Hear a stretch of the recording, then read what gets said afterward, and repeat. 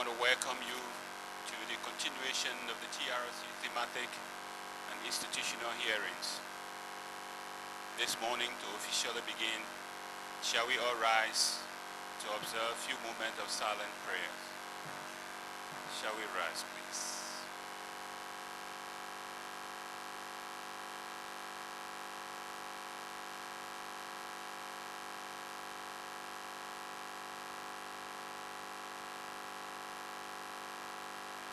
Thank you very much. Please remain standing as we administer the oath.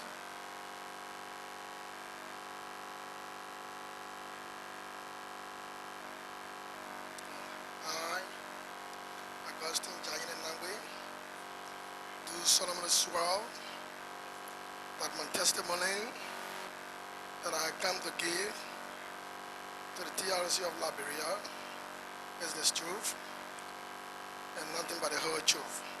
So help me God. Please be seated.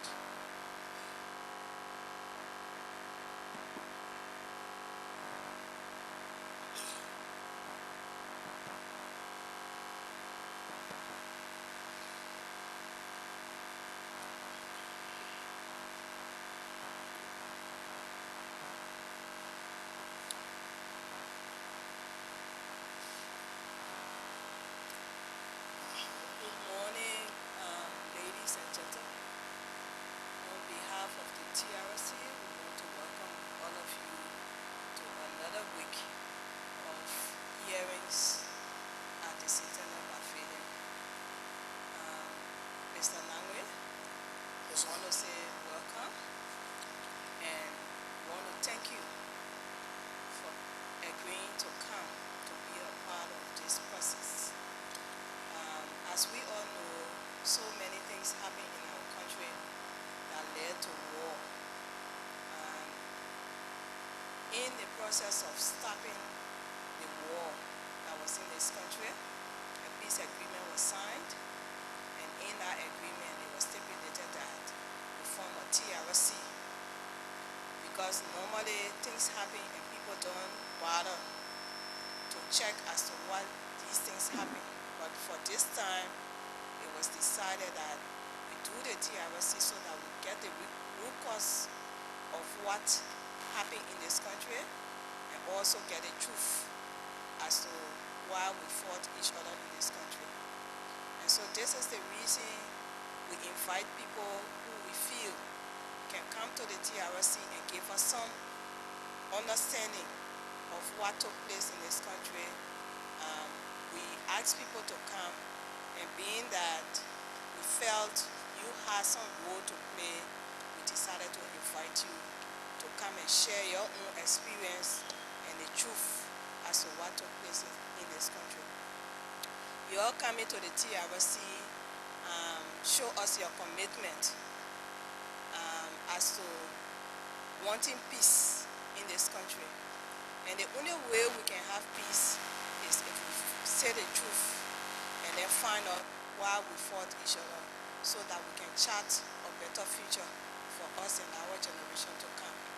And so on behalf of the TRC, we want to say thank you for coming, and we hope that today you will be able to share your own experience with us, and we will learn from you as you will learn from us. Because if we make Liberia better, it will not be better only for us, the commissioners on the TRC, but it will be better also for you and your own generation to come. And so we say thank you for coming. Seated here to listen to you today are some of the commissioners. As others come, we'll introduce them, but for now, I will introduce those who are here. On my far left, we have Commissioner John Stewart. Immediately on my right, we have Commissioner Sila, and then we have Commissioner Perban after her. I'm Dede Dorope, the Vice Chair of the TRC. I'm so sorry that we kept you waiting so long, but we had to set up and all of those things. The people were a little late. So please accept our apology, and we hope that you will have a nice day with us. Thank you so much for coming. You can go ahead and tell us your experience. Thank you very much. Nagwe. Thank you very much again, Managed Commission. Before I proceed with my explanation, I will first tell you who am I and where I came from. Anyway, I am Augustine Jajine Nagwe again, Wambos. I was born right in West Point, and my mother is in West Point. My father is in West Point. And I was born December 1st, 1972.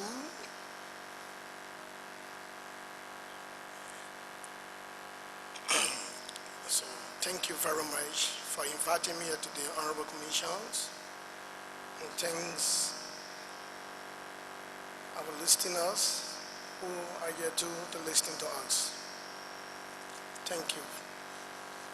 So I can proceed now. Yeah, go ahead. Thank you. The floor is yours. Well, all happy days. Coming to the war situation, my involvement in this war thing started from the year 1990, where the president, the late President Sami Kayando, announced that he wanted a soldier to combat against the rebel who entered the country in the year 89, I don't know, 89, I think so, 1989. And he went through the Senate, and when after into law, he went and recruited us on the training base. I did my basic military training at Bombing, beyond a man. And February 9, I completed my training back by special order number 9, dated on February 11, making me to be bona fide AFS soldiers. And all happy days, when we immediately came from training base, we were divided into different battalions and different assignments. I went on my own assignment, I found myself in the brigade, which is the BTC, which of course I was with the brigade, and I stayed with the brigade. There's a separate assignment came, they collect one squad and carry out to the executive mansion. I was at the executive mansion on a TTY basis, temporary DT, for 2 weeks. When I left the executive mansion, my assignment changed on the FE back road. We of course you know that they were harassing people were living on the FE back road there. I was there on a special assignment again for the period of 3 weeks. And I left that assignment. After that 3 weeks, returned back to base, back to brigade, which of course I was there on a standby. When the war intensified, when the rebel continued to push forward, the government decided taking us from the place there, dress us in the uniform of olive green because the rebel was using both fiti and camouflage now. So we the AFS soldier were using olive green. So we moved to the bridge. We were there on a special assignment. We were like a company SAS to the bridge. So the war intensified. When the rebel captured Corway and other places, you know. So the government forces were attacking the rebel from coming actually, and we all were there. So desperate. When the war intensified, the rebel managed to capture Nuclear and other places from us, which of course they pushed us back Cloud and other places. But our fellow soldiers who were on the front line there came down to the bridge, the two bridges, to hold the bridge. Are you sure? What happened? Always. So our men came, we went to the bridge, they changed our assignment into West Point. And the West Point, my own area, the place where my people came from. So they sent us there for the personal protection, you know. And before they sent us to that West Point, we were like a platoon size. A platoon size. We're in West Point. So we're in West Point. There were heavy shooting going around the bridge area. We never knew that the bridge were already overrunning by the rebels. You know, lately in the area, somebody called one of the senior officers that, oh, the rebels are taking the bridge. So there was no way now for us to come out of West Point to come back. So our next thought to get on Fantikino to go back at the Martian way. But one of our friends said it would be risky for us. We cannot do that. If we do that, the guys will take us to be enemy because we don't have communication yet. So I said, it's a good idea. One of our big brother there, we call him Gisibo. Gisibo was one of the strong commanders there, but he was not a military man. He came in the army voluntarily because you need to be friendly with one other sapper in the West Point area too. He was a big man. He was friendly with the late President Doe. Doe wanted to come to West Point in a taxi to him. So from that connection, Gisibo came in.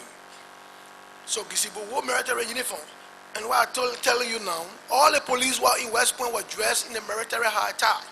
No police officer were in the town without wearing military uniform. All police officers were wearing uniform. Military uniform. So, the war started at that. The guys cut our supply route.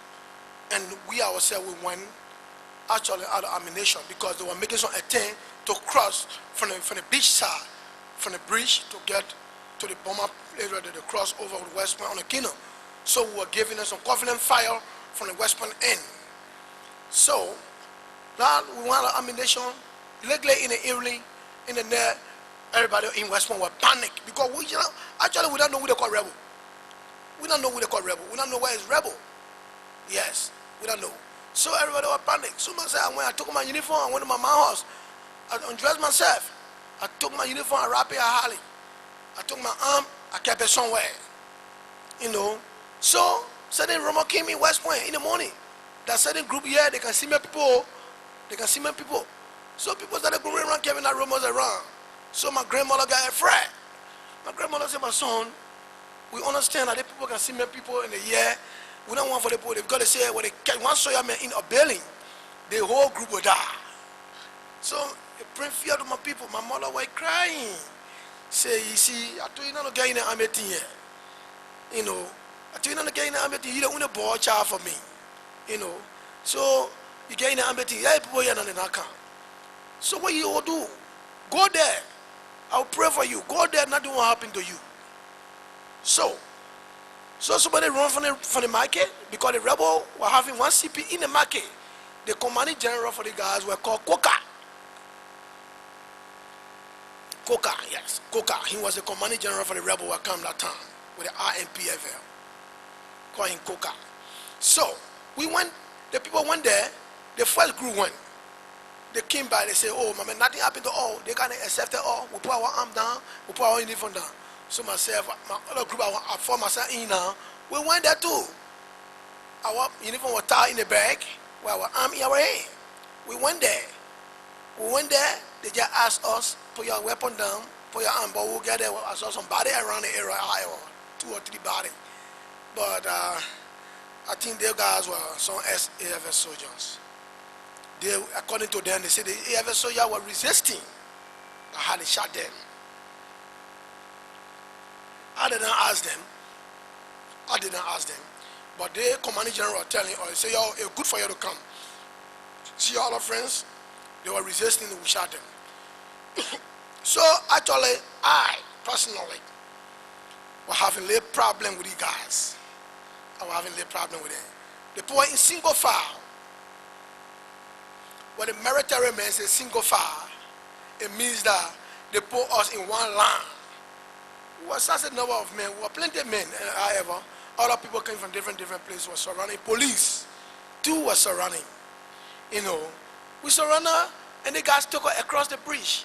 The first man we saw Samuel Gonga Nuvani. It was a full name, Samuel Gonga Nuvani.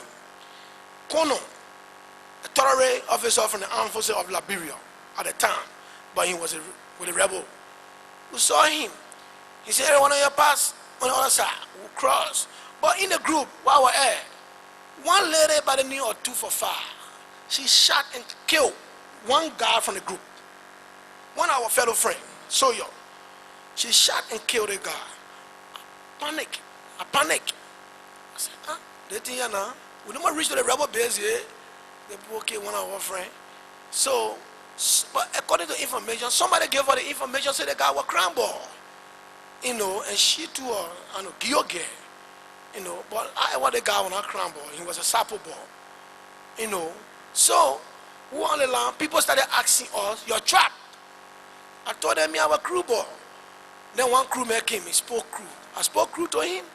He asked the other boy, the boss said, me a crew ball too. But, the sapo ball, he was a very smart ball. He spoke crew. He spoke crew. So the man said, well, your crew fishing. But the man was interviewing or he was from Grand Crew. So when you speak a Grand Crew and the sapo man speak crew, it looks kind of different. Yeah. So I said, my people, that men are crew men. He said, sure, you can't talk for them, man. So however, Prince Johnson came. Prince Johnson came with a second lieutenant ring on his face. Prince Johnson came with a second lieutenant ring. He was still bearing a second lieutenant ring because we are military people who know all the ring. I saw Vanny with 4th corner ring. So they put us in the truck. They started hauling us to the Causeway base. When we reached the New Greeton, we began to see some of our AFL friends. With the guys already.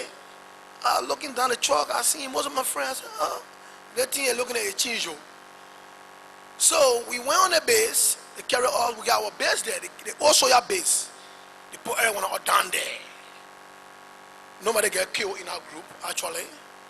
We all were free. We were relaxed. Well, in the Causeway base, after 2 weeks later, they came, they said, in fact, we had a mission on hand for all the AFL Soya, the old AFL Soya, we had a mission, but y'all joined us to Burkina Faso. Nobody know that name, but we know we went there. Burkina Faso, it was upper this way. What were big palm trees, farm there, big tree, big farm. While they carry on certain training, they said they were training us there, imparting gorilla into us because we're not having a gorilla knowledge. They were imparting gorilla into us to send us to Severlion. I said, the people will bring us here to come kill us. They say Severlion. They pick among us and left some of our friends on the base. And they carried some of us there. We were close to 500 men. We were on a Burkina Faso maybe. We stayed about 2 months on an intensive gorilla training. Some of our friends died from that gorilla training, actually. Yes. People who don't stand it, they left there. A terrible water was crossing in, all kinds of things were happening. I mean, a crewman. Any water you carry me to, I can survive. Because I did search and rescue or the sea. That was some training I took. So, we were there, we came back after the 3 months later, they brought us back in Causeway. So when they brought us back in Causeway, actually, my staying over there when I found, because there was no law and order there, actually. The law and order, the left was residing in the hands of any other commandos who can just execute anybody. But Prince Johnson, General Vanny, when you do that kind of execution, actually sometimes they can deal with you. But stay when I found. So one of the adjutant general, Prince Johnson have, they call him Noir.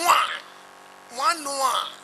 He came in saying, you wanted some soldiers, some from the old soldier side, some soldiers to go to the port on the trucks to collect some food to carry in Newcrutan. I was in a group, but how was just beating, say I'm going to get on that truck to leave from Causeway to go to Newcrutan because my people placed them there. So when they come, they point at me in a group. Say, come out. I went out, stand one side. I was very happy. We went to the port, we loaded some rest with the adjutant general. Actually, the shooting was still going on. Bullets were flying everywhere. From the other bridge to the port, Taylor group on our side trying mounting happy fighting to come to the port of Monrovia to it. Not easy. And when we got to the port, in the truck were air, one of our friends was hit with bullet. He dropped put a hook in here. I actually drive from the truck. He died. We stop the truck, we jump behind the truck, we get our cover and concealment, observing the guy died. We went in the truck, we went in the port, we load all the 6 truck we carry with the food. Drove the truck straight to, how do you call the place name? Nuclear Town. To one church there, so on one of the truck. So you know that during the time I'm talking about, when you get rest, you wanted the big guy in the place. You get rest, you wanted the big guy in the place. So we get a rest in there, we get to one church down Nuclear Town there. They told us they must put 100 bag of rest down there. They put 100 bag of rest because in the truck having 500 bag of rest. So the guy was driving the truck, I want to beg the guy for some rest, but I'm afraid. So I said, well, I beg the guy, maybe he will do something to me. So my friends, brothers who know me in Nuclear Town, they say, oh, Jayina, because my native need there. Jayina. But I don't get power on a car. I was only going to do some work. But however, I'm a lure. They got to work driving the truck with the other commander on the truck, and the major gave the instruction, he left and go back in Kwame base. The adjutant general, he just let the truck to go. When we reach the intersection, he go to Kwame, the truck went in Nuclear Town with us. So the commander who was controlling the truck and the driver, they want to strike your D. But I afraid of them, not they were afraid of me too. So I on the truck, they say, hey you boy, come. What your need say? I say, my need Jayine. I say, my need Jayine. That power need when I know where I run. My need when I call power that time. My Jayine. Yeah. So they say, okay, you know happy? We get some gas in here, one give us some rest. But I put 5 bag of red down, they all of me will put 5 bag of red down. You say, I'm put 2 bag of red down for yourself. I say, oh, man, thank you. So I do a quick way. I put the rest down, we dispatch the rest of the truck. Additional 100 bag was 100 and some more bag of red stay in the car. So I put my own 2 bag of red down, I gave it to some family people there. You know that time when you get bag of rest, and not easy. But I put my rest down. When the truck went further down, I put additional 5 bags because I'm in the truck. When I see my family friend, I can truck rest down. I put additional 5 bags of rest down again. On the truck. Because I'm in the truck, I can take the food and put it down. So we will go. When the truck trying to leave now from the other place, the food almost finishing. And when I told them, I want to toilet. So they said, Mama, don't stay on there. I went a highway. I did not come there. I run away. I ran in Nuclear Town now. So one day, we were going to play some football game in Corner West on the main road. One of my AFL friends saw me on the bus. That bus was having on a Scorpion so commando. But the bus was for the advisors for INPFL base. So one of the advisors in there, one of my AFL friends saw me, who are already carrying arms with the gas. He pointed at me, he said, you, come here. Ida. You know, we working for the base, we call Ida Nante. Ida, that's our name. So he said, Ida, Mama, what are you doing here? On the base? I said, Mama, what happened? He said, no, the father wants to see you. He said, get on the bus. Get on the bus. And another intention of them, they put me on the bus. We left from Nuclear Town straight to the port. They went to collect from Somay. They collect some people from Somay area. Put them on the bus. Making the total number they arrested 10 plus myself make up 11. That advisor, Makati, he was with the police. But he was advisor to Prince Johnson. Having gold teeth in your mouth. That advisor took us to Galway base, telling Prince Johnson and General Van, he said, Walutos. And you know that new where Prince Johnson, yeah, and you can't make it. They say, you Walutos. I talking to the man, I said, but honorable, you tell me from Nuclear Town, he said, shut up. He lay us down. Larry Botting. One Larry Botting was on the Prince Johnson base. Lay us down flat to the mansion there. Galway mansion now. To Prince Johnson house. But that day, a lot of international journalists were there. So when they lay us down flat, General Fanny came out. They said, what the God? The advisor told General Fanny, said, these guys, 11 guys, they are looters. Ah! General Fanny went inside and called Prince Johnson. There's a looter here. So General Fanny tried to pull a 45. We all laying flat on the ground. General Fanny trying to pull a 45. Then Larry Body said, no, mama, you can't execute the people in front of the press people. It will be bad image for us. So I appeal to you put them to jail. I speak all kind of crew. I saw one of my crew brother there. I speak all kind of crew. The man say, my man, you go to jail. Yeah, we'll talk for you later. We want the poor to MP quarter, the poor to jail. In the net, one other guy now who is now in the AFL, they call him Dabo. He was a Rambo to the place there. Dabo or INPFL, so you know his name. They call him Dabo. He was there. They call him Rambo. He need Rambo, but he full nigga game by Dabo, but your second lieutenant later in the army, in the AFL. He brought in the AFL, your second lieutenant. You were defense headquarters. So, that brother went to the cell in the neighbor 11 o'clock. Tell every one of us.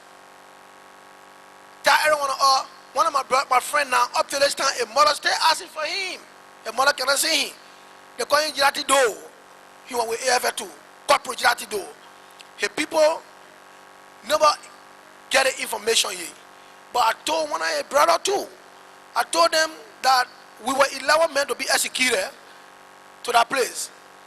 In the night, I don't know whether Prince Johnson were aware, I don't know whether General Fanny were aware, but they went to the jail and collected off from there. The man collected all that many are yet called Dabo. He collected off from there, carry out this veil for a possible execution. Our tie in a pickup, the other day, our tie. But in that pickup, there were AFL soldiers in that pickup too. We were part of the execution. He know me very well. I know him very well, but he did well for me. He loosened me slack quietly because Dabo in the front of the pickup, these guys were also supposed to rescue. About 8 armed men were in the pickup with us, and we were 11 men were sitting down the pickup floor. But I was sitting right in front of him. While I turned around, I said, hey my brother. You know, so the guy actually, when he did, loosening me small. Before we reached the DV, I feel the road slide from my hand. And God helped me again. They carry us closer to the river. The DV, big water was there. That place, they took our air. And one day, in the night, we're talking about, they tell everybody to get down on the pickup. Get down, they say, your paso. Get down. Everyone, they order, we get down from the pickup because some of my friends were handcuffed with a cuff. Real handcuff. So it was difficult for them to actually run. So when they said, get down, my brother, shooting open. Right in the midst, the guy started firing. The heart ran, I joined the water. The rope, I already losing from my hand. I joined the water, I swim for 1 hour, 30 minutes. I specialize in that. Ask anybody in West Point, that my career. I specialize in swimming. Everyone kill me, you can't kill me in the water. It's not possible that you can kill me. So I swim for 1 hour, 30 minutes to cross up on this veil. But I swim for 1 hour, 30 minutes to cross up on this veil. It was about 1 o'clock now. Because I came out at 11 o'clock. I was cold, very cold. So I saw a horse there, a finished horse. I went inside, very cold. About having leash all over my body. All my body spoiled with leash. So I went in the morning, almost in the morning, by 6:30. No, let's say 6, 5, 6. I saw a horse there. A horse there, I saw that horse. That horse, there was smoke coming from that horse. I went there. I drove through the window. I saw the fire high. I was too cold, so I went where the fire high about them. Where the fire high. Then they break. A lady came to the fire high to make a coal, to light a fire in the morning. She saw me, she ran back to her people. She said, oh, I saw one man in the place there. All the people came. They said, oh, where are you coming from? They were taking me to be charged to the soldier, actually. Like one look like I'm messing from the bush. They said, where are you coming from? I said, my people, that's a long story. The people went, put me in the horse. They were afraid, actually. I told them we were AFL soldiers who surrounded the Prince Johnson. But one man lied on me. They king of the kill. They finished killing my other friend in there. But I escaped across the. He crossed that big water. I said, I crossed that water. So, all the thing happen. The men went find $10 to find water for me, find slipper for me, even the men took a personal clothes and give it to me. Yes. So the man asked me, how you want for all to help you? We are the elders, we are the caucus in Corway here. We can tell Prince Johnson anything you're listening to us. I said, no. You can't carry me back over there. The only thing I want you to do, you can find a way for me to lead a place. It will be better for me. So the people say, the only way we can do for you, to call our elders in the community, will talk to Samuel Fanny or Prince Johnson. They can listen to us. I say, no. What you do, if you know the Old Soya base, across, in front of the brigade, across, you can carry me to the Old Soya base. Then I will be there. If they can kill me, if I would die in front of my friends, then they will carry the news to my parents. They will know. So we got our pastor, we can call him Praise the Lord. If he hearing me, he know exactly what I'm talking. He's a WO1 in the army. They call him Praise the Lord. He also surrendered to you was our pastor for us in the Coast Guard, in the Prince Johnson era there. Call him Praise the Lord. So when the lady, that girl carried me there, the girl myself walk. We went, I said, very good at the place again. I went in the place. My friend saw me, no happy. They said, my man, where they put you? How you free? I said, my man, I go. So I went, that whole day, she carried me. I went in my own room. I slept fine. The brain food and I want to eat. I said, the first thing I do, just scrape my head with sabu. And let down over there. I was there. So, one day, these guys were carrying supply to Allen Kennedy. They were carrying supply there. When they were carrying supply there, one of my friends on the car. So, because all the AFL soya now, we finish making D now.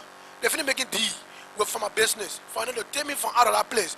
Because the guys, possible, they must see me, they know me, and I probably have to come again. So, I make the deal with them that they must take me out of that place to carry me in Ukraine. Maybe I can make my way out. So the guy talked to the guys then for me. They put me on a car, they were carrying the supply to Allen Kennedy. I went on the car. When I get on the car, straight to Ukraine. When I get to Ukraine, I don't waste no time. Ukraine, my family area. I left Ukraine and went straight to West Point to my mom's place. My mom saw me, she was very happy. So I left that base. Yes, I left the base. But I left the base, I was in Ukraine. I was in West Point now. I was in West Point, and I stayed on. Then our people called, the AFL called for all AFL soldiers who lead the base to come back to Barry. All AFL soldiers. But they called that all AFL soldiers should come back to the Barry. I thought I was on a good faith. Yes, of course, I take the chance by going back to the Barry. At the time, Emma Sawyer already here now. Emma Sawyer was here, he was running the government. He was here running the government. So, what we did, I picked that chance, actually. While I went there, you know what happened? Some other boys then, from the Crown side, will run away from the army with the war being there. We came back, nothing happened to them. But for those of us who surrender to Prince Johnson, who came back, we were put to post stacket. They said we were supposed to fight and die. We were put to post stacket. We were put to post stacket. They were called Marshal Board open to investigate us. Our in post stacket for good ceremony. The record there, the co-major board general was General Jali. The commanding general at the time speaking, he was Moserai. The deputy commanding general were Beaufait. The defense minister, the chief of staff, let's say, the chief of staff was J. Hezekiah Bowen. So, all the things here went on. We were in jail. So, one day, they executed some people from the jailhouse. Put them outside and executed them. And the guys, they were charged to the fighters. They were six. They executed them, they put them outside because our interview, the interview jail, I wanted the dark jail in the post stacket there. Our interview, the interview jail I was in, there I could I stay and look out, but I cannot see you cannot see daylight. I was there for a good 1 week in a jail. But I came also my hour giving me problem. Before they put me in room 13, one of the charge general was there. I don't know what other general. But they said the guy came down to execute some government official of Emosoyo. They call that guy remedy. They got 1 pound and 2 pounds. Very huge guy. I saw him in the jail, interviewing the guy in the jail hall. I said, but what brought you here? The guy said, I wanted the special forces from Charles Taylor. I said, what brought you? He said, I was on a mission to come and kill certain official of government, including, the defense minister now. He said that the mission he came on. He came to execute certain official of government, including Iri and Monsoyo. He said he came from Banga. I said, but how they arrest you? He said, but we are doing some trade of grenades. Because anytime came in the city, people are throwing grenades all around. I think you people who are in the city should know. People are throwing grenades, carrying people to entertainment center. They said they were on an operation when he told me. I said, but now you're allowed to put an arrest you there. He said that one of my friends licked my pot. I said, okay. I said, but you know the guys they carry us out to go execute? He said, well, NPFL big. They are very big unit. I don't know the guys. So when the guy was executed, they took off from the jail to go and dig the grave. I know the place where the graves were dug. And the commander for the post target, they call him Jimmy Zion. He was a captain, but now he's a major, a retired major. He was a Jimmy Zion of the post target. When they brought us out, rest of the hand pump to the barrel. Rest to the hand pump to the barrel, we dug the grave. Oh, yeah, so you know that place I'm talking about. We dug the grave for the guards, we put them there. A claim the concern of the defense minister, who was, I think the defense minister, a claim the concern of him. So, JS Boy, once upon a time, he came to the place, he warned the post-target people. He said, they're carrying out doing international community looking at who are in the post-target hearing a voice from all in the place there. They're carrying out doing international community monitoring your hearing, monitoring the place. Satellite is over the place. If you continue doing this thing, it will bring the army to popular rescue. You stop. If the people were arrested, they'll be in jail. And they will be investigated. They'll go through the due process. They'll be in jail. Nobody execute the people. International community monitoring the cell. So the killing staff that were beaten now. So when the thing was happening in the dark, I said, well, I'm an AFS soldier. I become very strong now in the jail hall. So one puppet there, I don't know any, it's a major two in the post stacking, slap me in the ear. One day, slap me in the ear. Wipe my flock in my massage, slap me by your ear. I walk in the hallway to come have devotion. You know, they kept in Zion, I'm talking about where can every Sunday. You come down, hallelujah, Jehovah, man, praying to all dinner, but you're feeling a beating of the day. So one day my mother go to the jail hall, to the barrack, talk to the co-marshal general. I have my uncle on the co-marshal boat too. They call him General Jubilee. But she want the Jubilee because she don't get a link with General Jali. She want the General Jubilee. Talk to General Jubilee, say, oh, I was so in jail there. And my uncle never knew me. That our crewman, he was on the co-marshal boat too. So Jubilee went to General Jali. So General Jali said, I'll leave the case with me. He went to post target one day, he went and saw me there. He said, what they call Jaina here? I said, yeah, I mean. Because nobody no come money. So I know that somebody in the world. He said, okay. You my uncle's son. I said, yes, sir. Like me. He said, my name is General Jali. I said, okay. He was the commander general. General Jali was the commander general to the barrack there. Once upon a time, now the old man called me from the jail hall. He told me, he said, go, you know, you're putting on parole and go wear my clothes. Then go wear my clothes. The house where I make free people. You put them on parole and go wear my clothes. I went to that man hall. I was there 1 week, washing your clothes, helping him, doing small thing. So the how I was released from that place. I was put on parole. So I came back. I went back to the pape. I said, but chief, the army thing here, we wait all the time behind you. I can't leave it. I still have to be part of the army. He said, Bonnet, why your battalion away? I say, I will fail battalion. He said, but then, because your battalion commander. They check my knee, they are taking my knee, Augustine Jayina Nangwe, giving it to one, Sapo ball. Sapo Bonati die in the combat. They gave my knee to that ball. So, the man said, I'm a fan way for me any kind of way. So, my battalion commander was going to go out pin. He went and gave me one pair of knee. He said, from today, your knee, John Waflomo. He gave me that pair of knee. He said, your knee, from today, John Waflomo. In fact, you will be my special attendant in my office here. I said, yes, sir. So, anytime they call the battalion master, or I go to the battalion master, he said, look, you're coming at John Waflomo, man, you can't clean my office here. I go and clean the office. So, one day I said, but Chivo, I want to go out for some assignment. I need an assignment. I want to go out for assignment. I'm a soldier, full military soldier, who took infantry training. I said, I want to go outside to go also too. Because so, I mean, we on assignment, I think you can lay smoking. I said, I want to go outside to go also. So myself, the papa said, okay, I will send you to Brigade Task Force. So he make a letter to the Brigade Task Force commander. One krahn man.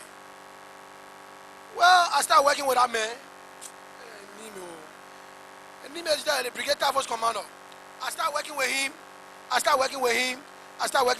He went and sent me on an assignment to Aubrey again. Aubrey to work with ECOWAS during the Judy Bryant time. Work with ECOWAS. So I started working the way I dress in my military uniform. I used to be one of the best dressed soldiers. I used to be very good in dressing. When I dress, I used to be BSc anyway. BSc. While I dread my insignia, everything shining. So, when I took that assignment, one minister, deputy minister for administration, they call him Gray. He is now in America. So, anytime you go to Wallasa, you see me with the ECOWAS people. He said, oh, why didn't you stop a car? He said, are you Liberian soldier or Ghanaian? I said, I'm a Liberian soldier. He said, okay, give me your name. I said, Chief, my name is Augustine Nangwe, but John Wafunobo. He said, I can't. So I told him, he said, but he can't do anything about that, but he can only recommend my promotion as Mother Sergeant. So I went to the office. I met them at the office. He said, I'm me at defense. I went at defense ministry. I saw my letter of recommendation to the Chief of Staff office. To the Chief of Staff office. To be promoted to the rank of Master Sergeant during the Emosoya period. So, after 2 months later, the order came out, I was promoted to that rank, Master Sergeant. So, I was Master Sergeant. So, I became Master Sergeant. I wanted a commandership now, because Master Sergeant, I can't work on any Star Sergeant no longer as commander. So, I went back to brigade. I went back to our commander. And because I was well new man in the area there, West Point, Wallasa, other people, I was well new man there. The business people started getting used to me. They liking me, knowing me, and other things. So, I went there, they said, okay, you the new Deputy Task Force, Brigade Task Force Commander, who started putting law and order down. But you need more people coming from the bush, we decided disarming them. Because you know, be flowing around with going out in the city here. You need more. We're being controlled by you need more people. Going was flowing all around the city here.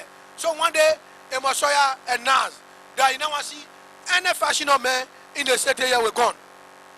But the CA, they must be arrested. So anytime they come in town, you know, get a top down to the old bridge.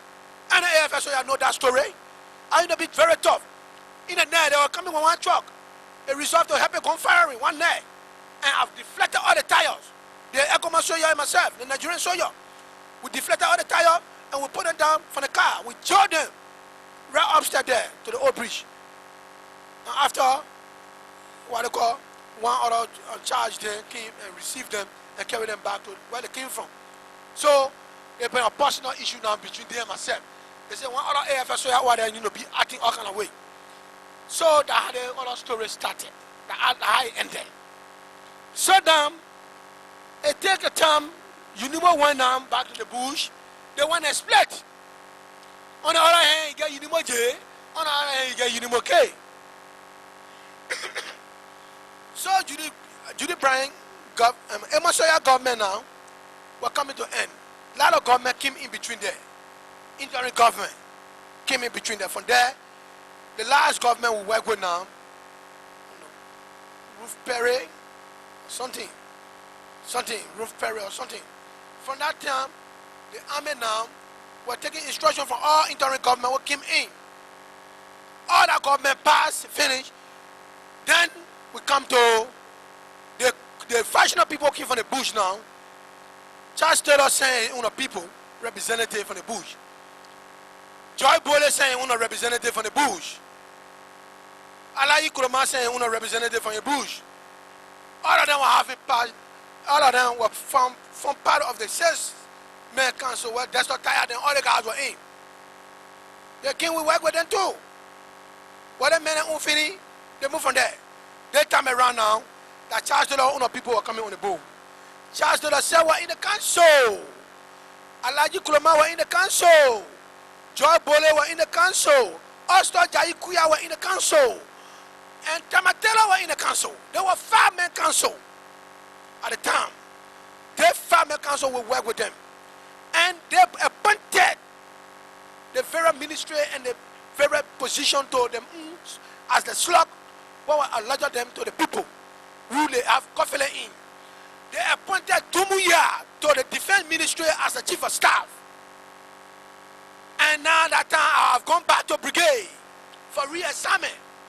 I have gone back to brigade for re-assignment. At the time now, the deputy commanding general took over as a commanding general, Buffet. Buffet now were commanding general. Buffet were commanding general. He took over. He was commanding general. So everybody went back to brigade for re-assignment. Dumuya was appointed one minister, assistant minister, not assistant, deputy minister, deputy minister, Tekuya, defense minister for administration. Austin D. Clark, deputy minister for operation from the NPFL wing. And Ase Kwawa was one of the ministers. No, at that time, finished now. Defense minister were J. Hezekiah Boeing, appointed again. Philip B. Kama were deputy chief of staff. Then Dumuya were the chief of staff of the armed forces at the time. All the things were put into place, and now they will need bodyguards to be assigned with them. They will need bodyguards to be assigned with them. Then the commanding general put aside 16 military men who were good to protect VIP that had brought us to defend for special operation. When they brought us to defend for special operation, we came there, they divided us. They took 11 men and gave them to Dumuya. 11 AFS soldiers assigned with Dumuya. Dumuya was having 11 AFS soldiers. The Dumuya from the bush now, who came as the chief of staff for the AFL. He was no longer now Unimo J or Unimo K man. He was chief of staff for AFL. Tekuya came as a minister for that council government who were working. All of them were working in the council now. They were no longer fashionable people, right? They will get it straight. So we were there, and the 16 AFS they brought from brigade were there. So the 16 AFS were divided to these men. We were 11 men, straight to Dumuya for special assignment. I was still bearing my master sergeant ring. What was promoted, what was given to me from the authority. So the soldier was taken to Dumuya house. Other soldiers were given to Austin Clark. 3 men were given to Austin Clark. 3 men were given to Tekuya, deputy minister for administration at the time. I don't get no paper even on me reading anything, but these things are all in my brain because I know about them. So what happened? The whole city were vulnerable. Nobody was controlling nobody yet. The council men were in power yet. Were doing their own thing. The women soldiers were not controlling nothing yet. Anybody can go in the bush and bring coin into the city. You need more holy gun. FPC were holy gun. You need more J were holy gun. You need more K were holy gun into the city. Every Dumuya himself were holy gun in the city. We were having our arm from brigade. Having a arm from brigade. I control 11 men. I was controlling the first ship on the Dumuya duty. And because when you know be two, one of my friends calling first in America now. Well, two master sergeant on that ship, second ship and first ship. But when you know be a well-dressed soldiers, but we 2 times a war being well-dressed soldier because I dress in military uniform. If you don't know the difference, you say I'm an American soldier. All the people who saw me do my military time, they will tell you this. So the male, like me, that chief of staff. So it came a time, it came a time that Charles Taylor called Dumuya. Charles Taylor called Dumuya, the chief of staff, to a house. A guy, Dumuya said, look, I'm in the car. A guy in the car with Dumuya with a driver and myself. We are in the car. Chief of staff were in the back. I was in the front seat because I got him. It's a protocol. How you carry VIP. Want to charge to the house. Why charge to the Dumuya door? I don't know about it.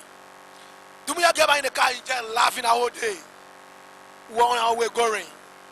We reached to the house of Dumuya. Because we were first living on 14th Street from there in change to MVDC.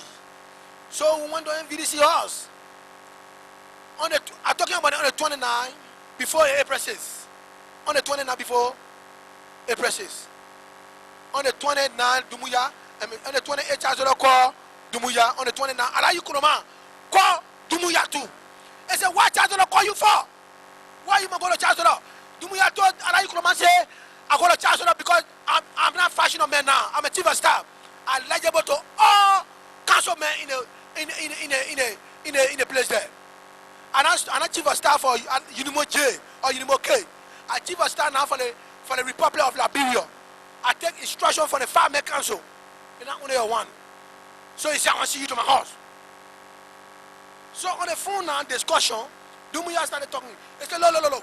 You're getting a car rush to Alayi Kuroma house. We went to Alayi Kuroma house. Look, one funny thing happened there. But we get to Alayi Kuroma house. When I got down with the VIP, I opened the chief of staff door. My AK was in my hand. I slammed the door. The driver drove the car. I was still standing up, right in the compound of Alayi Kuroma. Alayi Kuroma personal bodyguards. What are SS people? I don't know them. They came to me. I'm going to get back in the car with my arms. That kind of aggressive way. I said, I'm not doing it. Because I said, I'm a very frisky soldier. I said, I'm not doing it. You cannot control me here. After I come on your VIP here, chief, I'm a staff. So there's a hypergrammar breaker there. What brought Dumuya down? Dumuya was not happy how they treated me. But they never ordered this army because I was in my bow arm. If anything, 3 rounds going to go off. So they saw the motion in and they have to come down. Dumuya said, get in the car, they'll go. We drove off in the back. Dumuya was vexed too. Dumuya was talking. A lot of things happened. Dumuya said, what is Alayi Kuroma taking me for? But Alayi Kuroma was thinking that Dumuya was trying to cross carpet to Taylor. Dumuya was trying to cross carpet. Alayi Kuroma thought of Dumuya. So, ladies and gentlemen, the April 6th war came. April 6th came the days. There's a little story where I like to tell before proceeding with the April 16th. You know that the ECOWAS and Unimo J fought into some gun battle on the bombing highway. And the Unimo J people overrun the ECOWAS soldiers. Unimo J people overrun and disarmed them with some heavy weapons. So Taylor wanted to buy the heavy weapon from Roosevelt Johnson. He gave happy money to Roosevelt Johnson for the guns. So Roosevelt Johnson went and shared the information with the men, with Joe Body. Joe Body said, what? You get touched up with that gun. Charles overrun all in the town with that gun. Don't get in that gun though. So Charles Roosevelt Johnson too was Thomas. Roosevelt Johnson not getting that gun. Say, look, we in the council. That anything will back you up. That what brought the April war. That what brought the April war. Say, well, anything will back you off.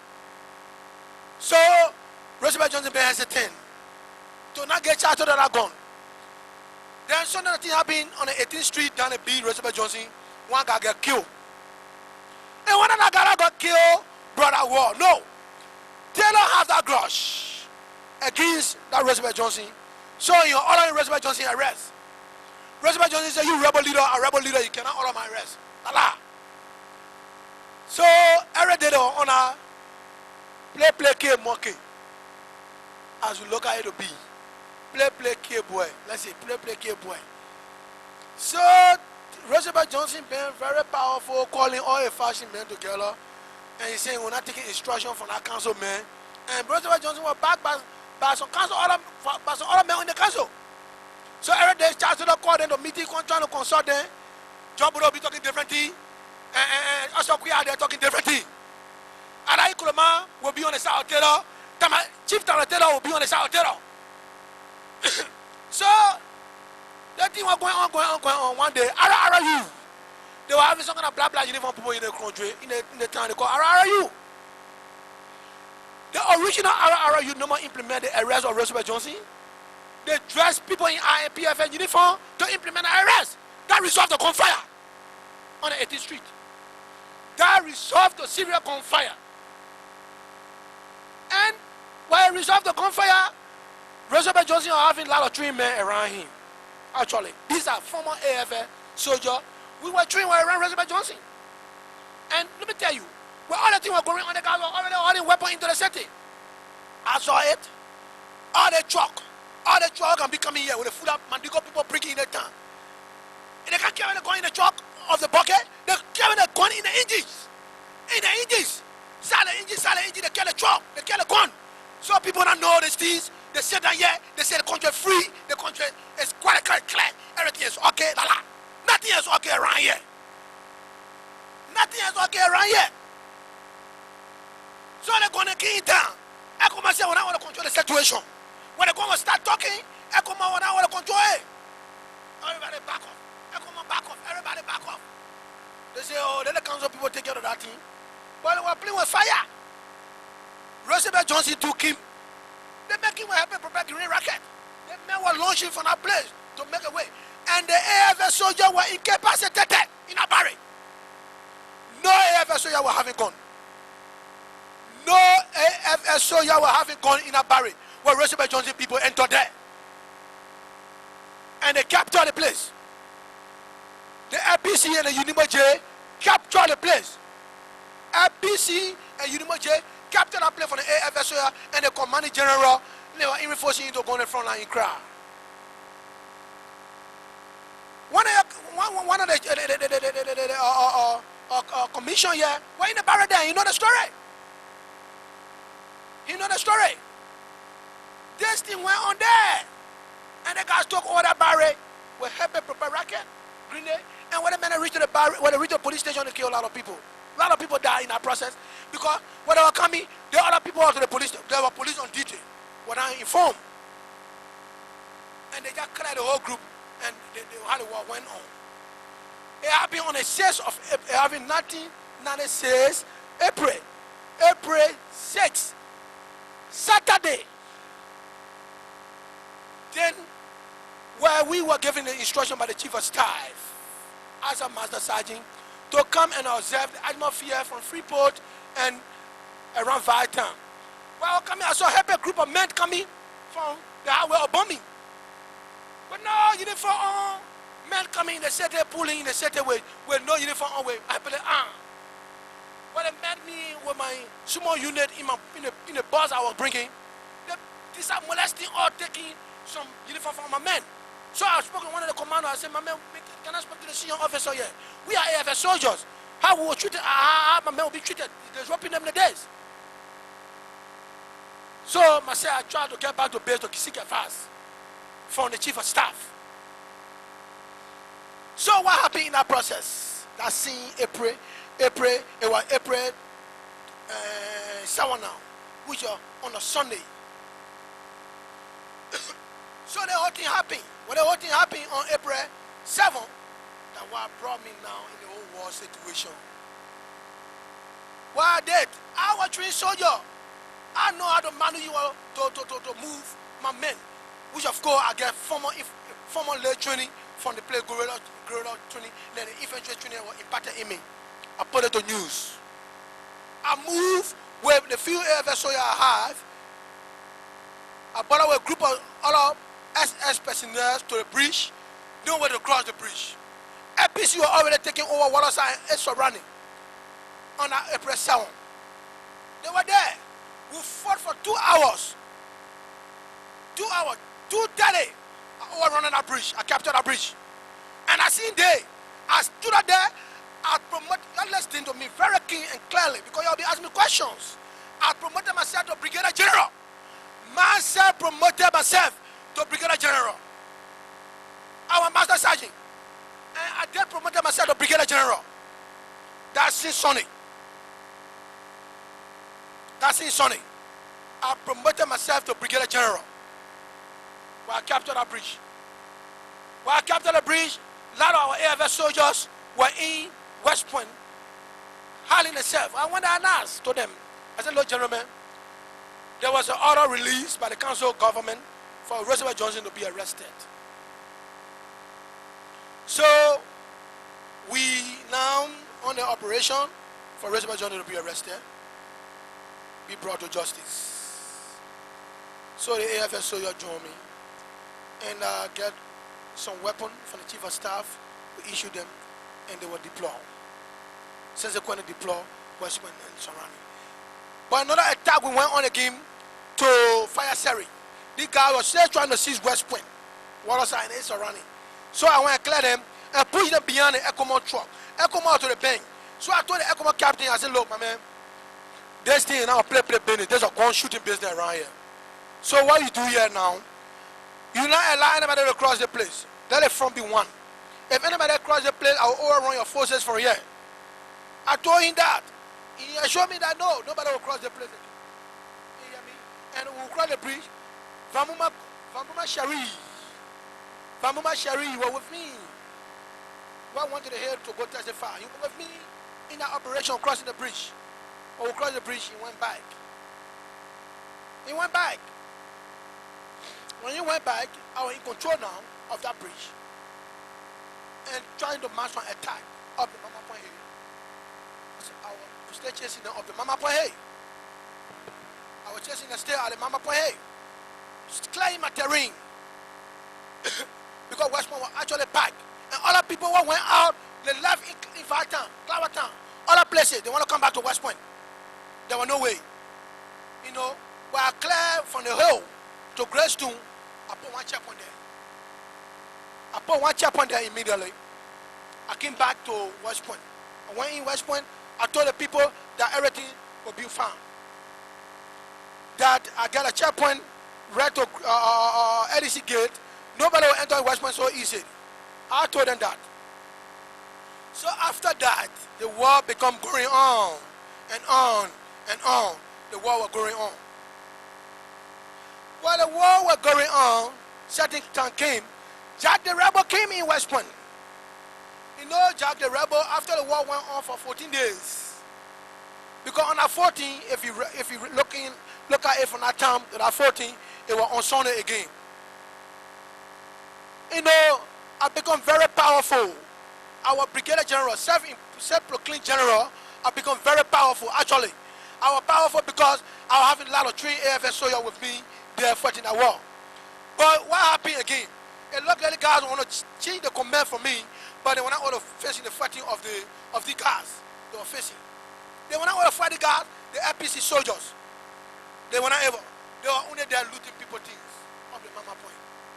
So I passed an order that all stores, Waterside, all stores, business, people, places should be protected by me. If anybody will take anything from there, I will execute them. I gave that instruction. And I since Sunday, I stay again, I promoted myself to Major General. Our 2-star general now. I went to the Falcon Bridge. I told all the former general there, all the chancellor general they brought, and I like my general. I said now, I'm a Major General. Nobody come to West Point, nobody come to Waterside. If you come there, you will be resisting. I told them that. I told them that. So Dumuya was still there. Dumuya too now were trying to fight to cross the new bridge. Where I was staying. And now what happened? Dumuya they started fighting over there. Chief of Army Staff. Ever Chief of Staff cannot go on the war front. Chief of Army Staff went on the war front. The fighting intensified right here. Let me tell you one good story here today, the death of Dumuya. And when AFSO killed Dumuya, Dumuya was killed by Alayi Kuruma. Because Dumuya was not trusted again by Alayi Kuruma. Dumuya feel that Charles Taylor was taking Dumuya, Alayi Kuruma feared that Charles Taylor was taking Dumuya away from him. So he marked people on Dumuya that fear come battle. But Dumuya died from. He was shot from the back. He was shot from the back. Well, I listened to the radio call from Clay Friday that now the Chief of Staff radio is in my possession. The different radio. Because who are issued different radio? I have one different radio. He said the different radio in my possession with Chief of Staff 45 away. Go watch on my hand. Then on the other hand, Alaji Kuruma was telling the Muslim people on the other hand, the Muslim people on the other hand, that Dumuya was secured in the American embassy. There was nothing happening to him. He told Dumuya brother that. I said, well, not true. So from the thing what happened for Taylor sending for Dumuya and for Dumuya going to Taylor, Alaji Kuruma having some problem with it. So he matter special people on Dumuya to have him executed. So Dumuya was shot on the war front. Dumuya died with two generals. And the generals were executed by the FPC and the UNIMO. They know their name. When they come here, they will get a name for you. They know their name. The two generals were killed. They were trying to take the battle of Dumuya. That's how they were killed. Because they were in a fraudulent battle. When they kind of shot Dumuya, they retreated from the front line. A general shot from the front line. Normally, militarily, always fought for that general body to take it. But when they shot him, the mission was accomplished. And they withdraw from the front line. That's how that war live on. So once upon a time,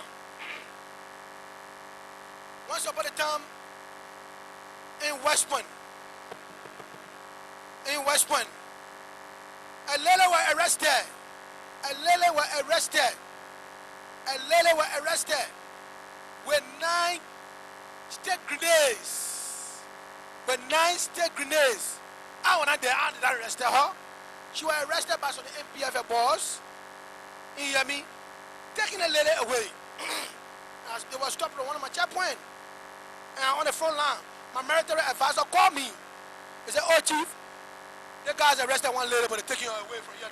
Now they're carrying her across the bridge. But we stopped there. I said, "Yo, man, Atlanta, bro. If I divert the whole group into West Point, I come in there to investigate."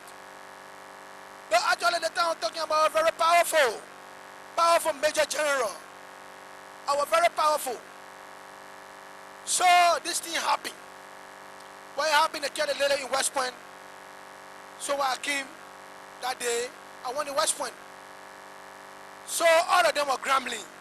They say, I saw they were seeing the lady was having up to 35 pieces of grenade. Well, lie. There were 9 grenades. She put it in the market pen. In the big market pen. And they arrested her from the Beachway. She was related to Tequila. But when I call the people, the Sapo people in West Point, they said that lady was a crazy woman. A girl. They said the girl was a crazy girl. One Lauren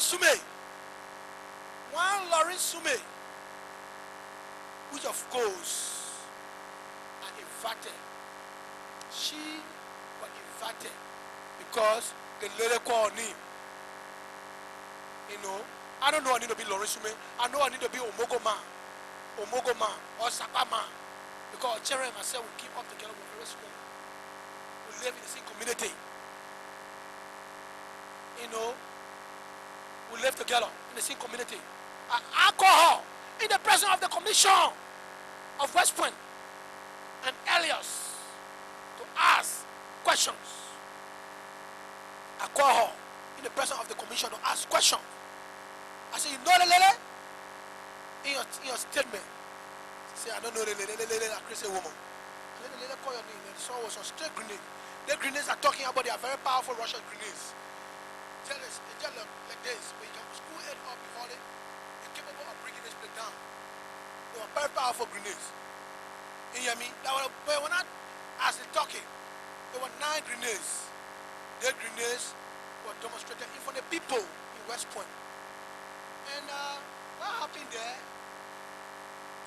During interviewing the woman, a soldier from the INPFL shot. We had a gun sound from a right hand side, shooting that woman. The woman fell down on the ground. I said, but why you do that? You arrest that man. I order the arrest of the man and I die him. Now what bring the trouble now between Jolly Rebel and myself? Every year about 30 minutes shooting go on around the Waterside area.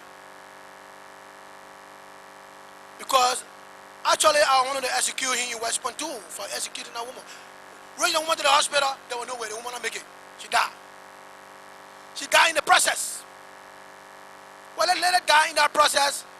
I tell that gentleman trying to execute him. I received a call from the mansion, from the councilmen. They say, the other councilmen on the other side. They say the man will be turned over to Zone 3 police station immediately. And the task force commander at the time, Dugrinyaro, who is Mandigo Ball, with Jolly Rebel, then they came and received the man. They're telling me, I'm gonna come around the rail area or around Congo Town area. I said, as far as concerned, I'm fighting and I'm fighting with the council, with the government troop. I will come anywhere. Nobody can stop me. Nobody can stop me from coming anywhere. So, what I think happened, actually, I want you to get supply, but stay. Bulldog when you used to come, Mama Jiba. When you to come and bring food on the front line. When you bring food on the front line, listen up. When you bring food on the front line, it doesn't be food to us. You hear me? It doesn't be food to us. So, all this thing happen. The Lorraine Sume woman, at the time, after we asked her the question, I asked her the question. She told me that the woman was a crazy woman. For that movement, in the presence of the commission, as we're talking that day, Commissioner Richard Plummer, who I will be giving a nip to y'all, be giving all the people who need to y'all, who were there. Because on February, first on a Friday, I heard Laurie Sume talking about the Ephesus, which I have serious problem with. I have a very serious problem with it. The community that I'm talking about up to 60,000 persons. Look at me. What protected the people in that community. People who want to fight in Yucatan. So you reach on your people, they can testify to that. People living from Yucatan coming to West Point for food. People living from the barrier coming to West Point for food. Josiah Johnson came to me and I ordered the Fanti people to start fishing. What were 40 Fanti people fishing? What were 40 people playing football in West Point? Ask all the football players there. We never molest the people. We never molest nobody. We protect the people there. People can testify. People can attest to it. I protected the people. It came upon the time I went out of ammunition. And then people are talking about burning West Point down. The other in the group, the other people in the barrack, you knew J, you knew APC. They attacked me on several occasions, my brother. We fought for 2 days around the ammunition because no supply was coming to me. I have to beg one of my ECOWAS friends, which of course, his name, I don't want to call you now. But you have the Moa 27, you need a permission supply. Actually, to keep the sales going. So, we were on the war thing. I was not claiming to go and started taking places for people. I only then I'm protecting West Point. So one day, one man will get YES. Who know that man name? Can call him man name? YES.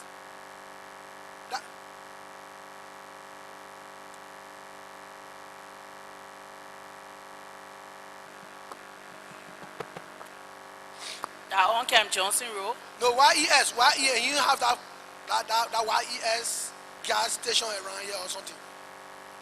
One bread man too, man. I'm just forgetting your name. Achibona. Achibona. Yeah. Achibona for Imakin. Control error. I made to leave here to go to Ghana. Infantikino. I saw him a lot of money. I don't want to molest him. And Indian man who live up say the Chaco, who are having $500,000 United States dollars. You want to escape from the country, but when you go, he say you have a green book, you want to go to the American embassy, and there was fear going back. He called me, and I went there. One of my friends living very close to him. The flat Mr. Yeah, they call him ODB. He have a store down Wallace too. They may show me money, $500,000. My man, I got gone. I could get that man and take that money. The man gave me 25,000 United States dollars. And I crossed it over there. I came to the American embassy. And the people opened the gate and went in. And he left. And gave him that money. All the lonely people down Waterside, all the Fula community down Waterside, they know what I'm capable of doing. The Fula people got me after the April War. The Fula people, they got me after the April War. They got me. They gave me money. Telling me thank you for protecting the store. Morale, one lonely man. He dead now. He dead. He to Waterside now. He gave me the amount of 1,000 United States dollars. Thanks and appreciation for protecting the store. And now as I'm speaking to you, these are the people feeding me. Anytime I go Waterside, I broke. I got money there. Anytime I can't get food to my house, I go there, I get 1 or 2 bags of rice from there. Mama, Food Corporation. Super. He get Food Corporation. You can call here your ass. Alaji Bar. The shareholder in Food Corporation. They issue me rest. They give me rest. From my house now. Anytime I get food, I go to them, they give me. Because why are they for the people? Why are they for them? So once upon a time too, one other man who was fighting with me, they call him Picking. Maybe you don't got the information, I have to help you with the information. They call him Picking. Picking, he attended the boss of store, Waterside. And I flock him. He break away, he went and join LPC people. If he yell a ceasefire, I break some ceasefire that time. I break some ceasefire. Up the place, I break that ceasefire. But somebody here talking about ceasefire, but you don't know the real story. I break that ceasefire because I said the thing. They men went to the Gresham Front, collect 2 persons from there and execute the people. He said the people were my facility, they were my collaborators. He killed them, he killed Frally. So myself, when they said, see, when he came to West Point now, I arrested him. I tied him. I gave a degree on him, you were executed by me. By my instruction. He was executed by my instruction. I gave a degree on him. Because the citizens were up to demonstrate that time. It was not easy. They took that in a wrap in cloth. They brought it in West Point to me. They said, if you not take some action, I'll break that ceasefire. The Economic Commander come here, I justify my cause. I told you I'll break the ceasefire because of so reason. The people in Gresham, they want to fight the war. They may one day connect the people. They got the body of the people. The field commander here, April says, you got a photograph. You contact him. You should have the photograph. You should know the story. So I went and passed on degree on that gentleman that how he was executed. And besides that, the war was still going on.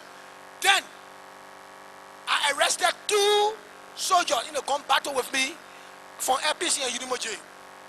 I arrested them. Bokare Musa, Debe Tabwe, they came to interview me for the guys I arrested. And I showed the guys to them. And I assured them that the guys will be protected.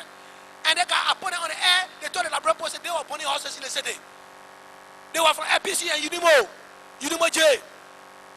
They said they were burning horses in the city. And on EFBC, radio.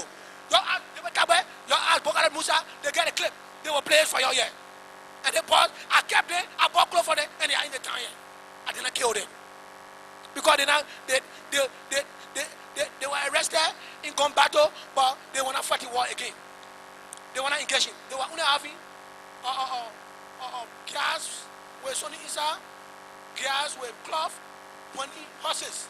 So I caught them in action, and they were FPC and Unimo soldiers. And I brought them West Point. I called the areas there, and I have a press conference immediately with the how they call the people name, Debe Tabe and Wisdom Momo, and you ask them. They get a clip. They can play that clip, and their boys are here. One is in Attington now, the other one I think in the city here. Yeah, the one in Attington, he for good parent. He brought people. He brought people to West to me. To some that place, how they call the plane, NVDC. To tell me thank you. And I was happy. These are the people and in West Point, up to 80,000 human beings were there, and I was protecting these people. I was protecting these people. So I just simply trying to say that, and we from our communities, this thing going to the youth, we from the community, you should be involved in protecting your people. You should be involved in protecting your people. Let the boy I just talk about my degree executed him. My own degree, I passed on him. Of course, I know it was a violation of passing a degree on him. Our constitution forbade that. But I have to do it because it was popular harassing coming against me. The citizens were demonstrating the body. I buried the two bodies when he killed. Buried them right in West Point across the water. All the people in West Point are aware of the story. And the man have a daughter there, the other man have a daughter there. And the people family are in West Point. I think they're hearing the thing now. They want me to come to yeah. These are the things happen. The power was executed. Hey, mother begged me. Hey, mother know me. We all play football together. But I told him, my man, I cannot do anything. So long you do this thing by killing the two guys, you must die. And he died. And I took the other arrow from a motor horse from right under the bay. I carried the other arrow. Other arrow was taken away from him, from right in present. The mother begged me, but I could not do anything about that. Because citizens were harassing against us. And I wanted for the citizens to be calm, because there was war situation. You know. So the citizens, when that thing happened, the citizens were actually calm. They were calm.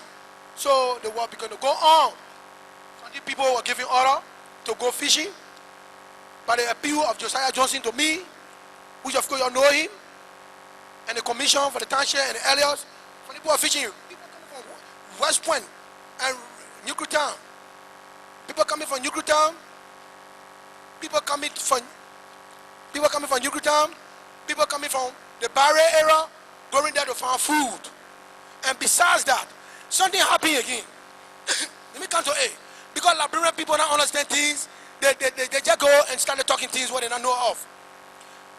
To the bridge, certain market women were coming with potato greens, with other things. One other boy, I don't know where he came, on a military express thing from. The people are coming with potato green, food stuff, other things, coming for looking for potato green, started wasting the poor food in the market, in the water. And people fear that I was in control. I control while outside is surrounding. So they try looking at me that I did it. I said, no, it was not me. But there was full-scale investigation conducted by Alaji Kuloma. And the Alaji Kuloma passed instruction to Adolfo Dolos. They got to know that one Jabate was throwing the poor food in the water. And Adolfo Dolos came to me. They said Jabate should be executed. And Jabate is my friend from boy. Actually, I did not execute him. I put him in my car. Instead, I'm facing enforcement right here. I put him in my car. I came in West Point. I told you, I said, I'm going to kill you, but I can't kill you. But you don't go around that place now until 2-3 days. So, these are the things to happen. This thing happened. After the war, the Fula community, the only people that came together, they put money together, they gave it to me. And my brother, the regrettable part on my part, I was having 25,000 United States dollars to my house. Now knew the ECOWAS went to one guy they call him John Debe. John Debe, he our black leader, he marketed my house and other places. I was having food enough while I was helping other people with. I was having almost half red bag photo with their liberties. Well, Fanti people, when they come for fishing, send one bag of fish to me. And my boys are there collecting that fish, selling it. Money coming to me, keeping that money for myself. Josiah Johnson where I see. You can ask him. So I have almost red bag photo with money. Liberty, with that 25,000 United States dollar. You know that when the soldier, the ECOWAS commander invited me to the base. While I was leaving by the way of the old bridge, the ECOWAS troop were passing by the way of the new bridge coming West Point. 15 truck filled with ECOWAS soldier. With Nigerian soldiers, they looted my house. They looted that 75,000, that 25,000 United States dollars. They took away my half bag of money. I went for Australia in the town. What was depending on? I was frustrated. I'm not allowed to you. I was frustrated until people say I want to go crazy. But you know, it appears to be good. They see like only people call me. When the food people call me, they give me some money. They give me some things. I open my video club to NVDC. That's what I'm living on. But it came a time. Also, Jaikuya, all of my arrests. Yes, I leave that part back. Also, Jaikuya councilman, also Jaikuya, all of my arrests. That I'm going to be arrested because of certain things that went on. He said, ECOWAS soldier to arrest me. I resist the arrest. At the time now, we have a ceasefire. You're trying to use some kind of power for the people to kill me in the barrack. Because we know the law of the army. If they're going to kill you in the barrack, because no army are in the barrack now. There were APC and UNIMO. So he sent instruction that I'm going to be arrested. I should be arrested. Taken to the executive mansion. So the ECOWAS king with one SS man. But what would they arrest all of us? It was for me pointing certain kino in West Point. I point one kino in West Point. I left that part out. I point that kino because of one reason. We were fighting the war.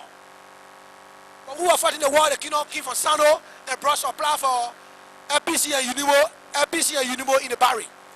And put a basic load down for them and came to West Point. And I will have my intelligence officer in the barrack there. Wow, getting me information. I never knew that the Omer were in the barrack. That somebody called me and told me that the Omer were there. From the barrack there. And the information reached me. And a lot of things were in the barrack there. Other people need to tell the people. They need to tell the Liberian people the fact. They need to do so. They need to do so. Because people were killed in the barrack there. We know it. A lot of people were killed. So people who are in the barrack will be able to come out to the TRC now to tell them. So, I leave that part. Then, we went to the Coast Guard, to the ECOWAS Scar base. We went to the Scar base. When we get to the Scar base, we met the ECOWAS field commander. While you are talking to me on the scene, the ECOWAS troops were behind me to my place, looting my money, looting my house, looting all the things for me. Well, I came, my man. I'm going to go off. I carry along with my 45. I'm mistaken. I carry my 45 with me to the ECOWAS base. ECOWAS field commander said, my man, I get your whole profile. I know you're an AFS soldier. Don't let the people to fool you. Be the thing here. Forget about the thing. And when he saw me, I told him I have my gun on me. He said, no problem. The only thing, he took, I'll give my gun to him. He took it. He took all the round from him, my gun. The silver pistol, fell back, gave my pistol back to me, I put it back on my side. So, before I get back in West Point, most of my boys were arrested. They were beating. My whole area was ransacked. They looted my money, they looted everything. I have to start left over. But however, the fuller people, the Leone people, they helped me a lot. That's why it pays to be good in war. That's what I did. That's what I did for the people.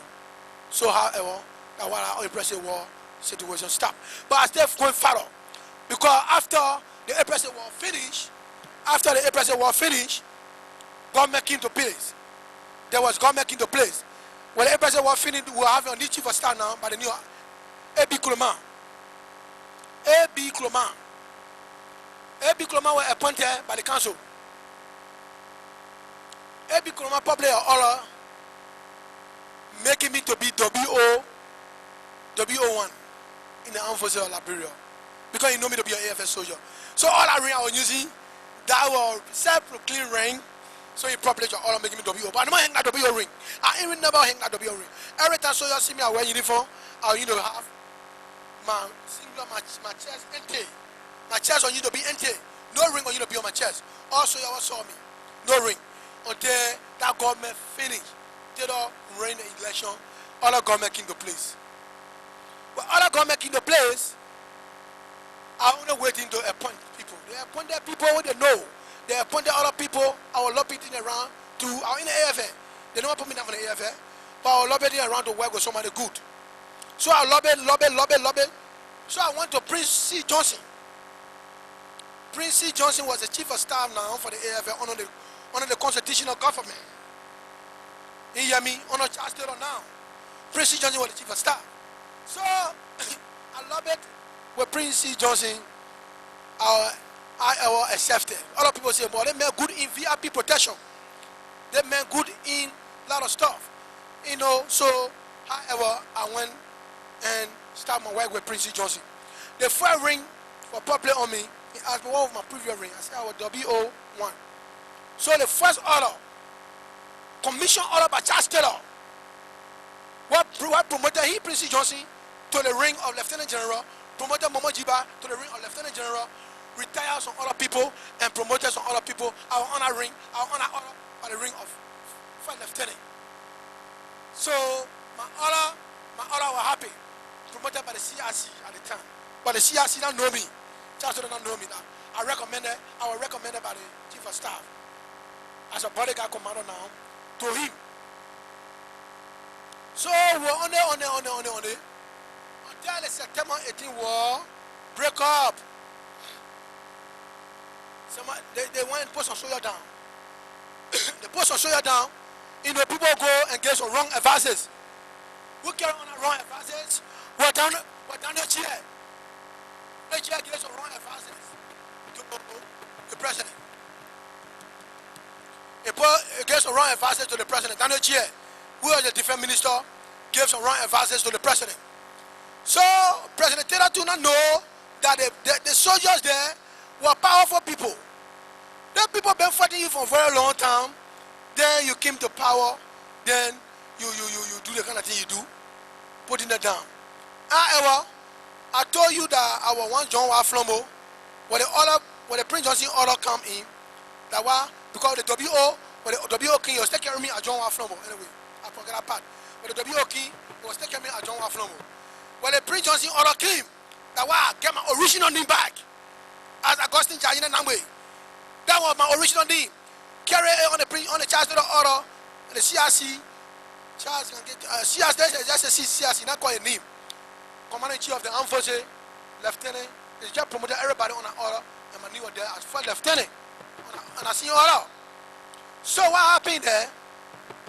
I was having my first order, my name, everything. I was happy now. That now I'm working with good government. September 18 come. Charles Taylor, what brought September 18? They sacked some people when they not have business sacking. Actually. They sacked some people when they not have business sacking. They sacked a lot of people when they don't have business sacking. They sacked the people, put them out. So the people were so young, they seemed to be happy. One of Mrs. Selly. Actually, Mrs. Selly was some other guy. Someone that BB guys now from Model. Those guys kept that team. They were all rashing all around the place. You know. So when they put the guys down, they guys to create some harassing. So one day they came with demonstration. We're going in the demonstration, actually. And now they escaped with the chief of staff. And they shot and killed one major there. They killed one major right in front of the defense ministry. The major was shot. Look, they got and ransacked the whole ministry. And now they escaped with the chief of staff, Prince C. Johnson. He could have been killed in that place too. I escaped with him. And when I escaped with him, it was a tense situation, actually. So what he did, after the first performance he saw of me, he said, oh, but he told your horse, he congratulated me to your horse. He issued a GNG to me. Because I operate all weapons. Close the GNG weapon. So the GNG was in my possession. So anytime I'm in the jeep with him, I'm behind the jeep with the GNG mounted. You know, so anybody want to do anything kind of thing stupid, I will just open my door and just map you up. I was specialized in those things, VIP escort and other things. So I escaped with the chief of staff, came into the house. Actually, what went on, no one went down well with the minister or the chief of army staff. But the chief of staff was under a lot of pressure. When the chief of staff talking, Other people they are talking different things because the chief of staff is an original soldier. You know military, how military work. Prince Johnson, he have a lot of degrees in military science. He will know the military ethics. But you see, like Daniel Chia, he was a near base. He was a nearby man. He was a coast guard man. He was just corporal down the line before he went to join Charles Taylor. So he not informed. You are even keeping grudge against the soldier. You not like the soldier. You know that how Daniel Chia was operating. You not like the army. You're keeping grudge against the army. So when he became minister, he decided using that minister portfolio to come down high on the army. So all the things happened. He passed the other stage. September 18 war go ahead. It finished. People were killed. People, what type of thing happened to people? Yes. Especially Ken Johnson Road. All kind of things happened there to people. SSU were in command, were in control of things. The ultimate thing happened. They catch on other soldiers, accusing them of that war. Placed in the jail. General Jaliwa among the group in jail. Other soldiers were in the group in jail. That was bringing the celebration. These guys too went back to Nigeria because they feel they no longer more safe. They were no longer more safe in the city. They went back to Nigeria too and went to Babosa and started training with Babo until Babo helped them. That was brought the whole team. That was brought the whole team. That was brought the whole team. And when the charge of the war was coming, after the September 18 again, I was there promoted to the ring of captain. Prince Johnson and transferred to Lofa County. Transferred to Lofa County. There was no war going on to Lofa County, but I was transferred there to go and carry on certain observation. And when I brought the report of the rebel war coming, Daniel Chia first out to me, he's a liar. Look at you, he's a liar. Move from here. No war coming here. In the Nami, where I went there, I did public relations with people. Our Ivory girls, Google full of Mandigo friends, girls, Google business women.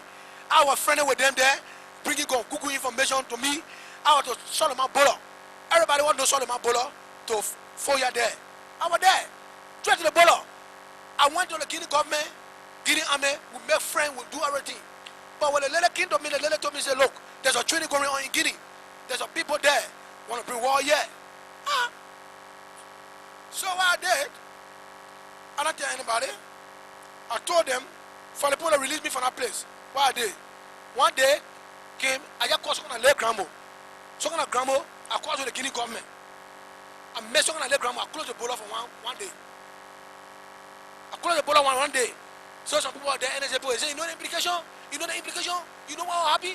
You know what? I say, we have implication. You know why I'm happy? So the Patriotic commander went and sent information in town. They went. They didn't even release me. I released myself.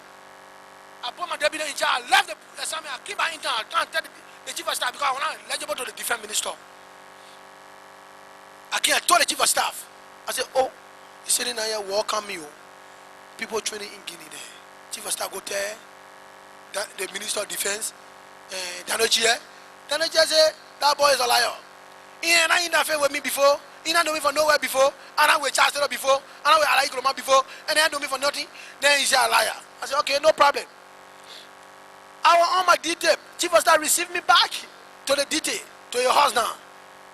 I was taking care of your people, your family, everybody. And one interesting story I want to tell you again about the killing of that chief of staff. I will tell you again who are linked to. The chief of staff on the highway.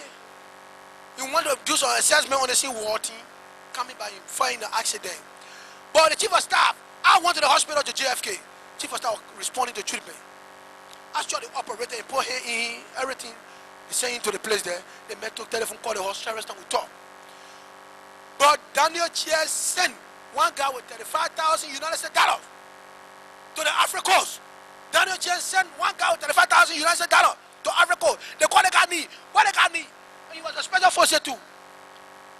Somebody can help me with the guy. He was a special force with Taylor. They call him. He was G2, deputy G2 commander here. John Maso.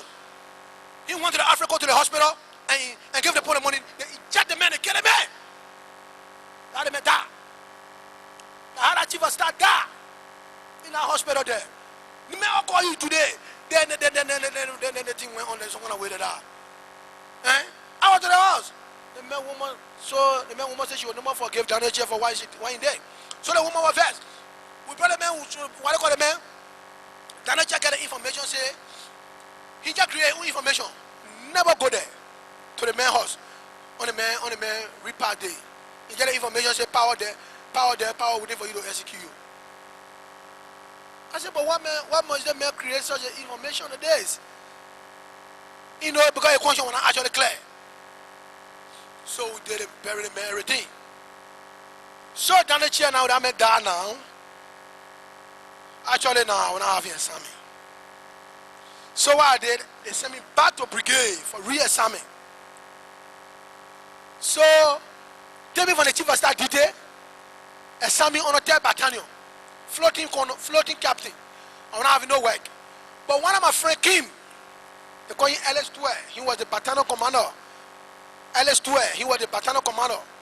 So he looked at me. He said, but man, in my battalion here, I don't know. I said, in your battalion, you publish your battalion order, making me D company commander.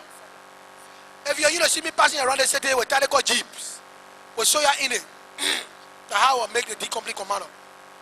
Weapon and the central city because we the type of soya, the D company are responsible for the city and weapon. So I'll be between weapon and I was the only AFS soya carrying arm that time. With my men. So that thing developed a serious problem with certain men who are working with the Taylor Army, with the Taylor SS and police and other things. But you see, Senator came, the SOD police officer was just rambling, arresting soldier people here, catching them, beating them, jailing them under the pretense that those soldiers were drugs artists and were not true.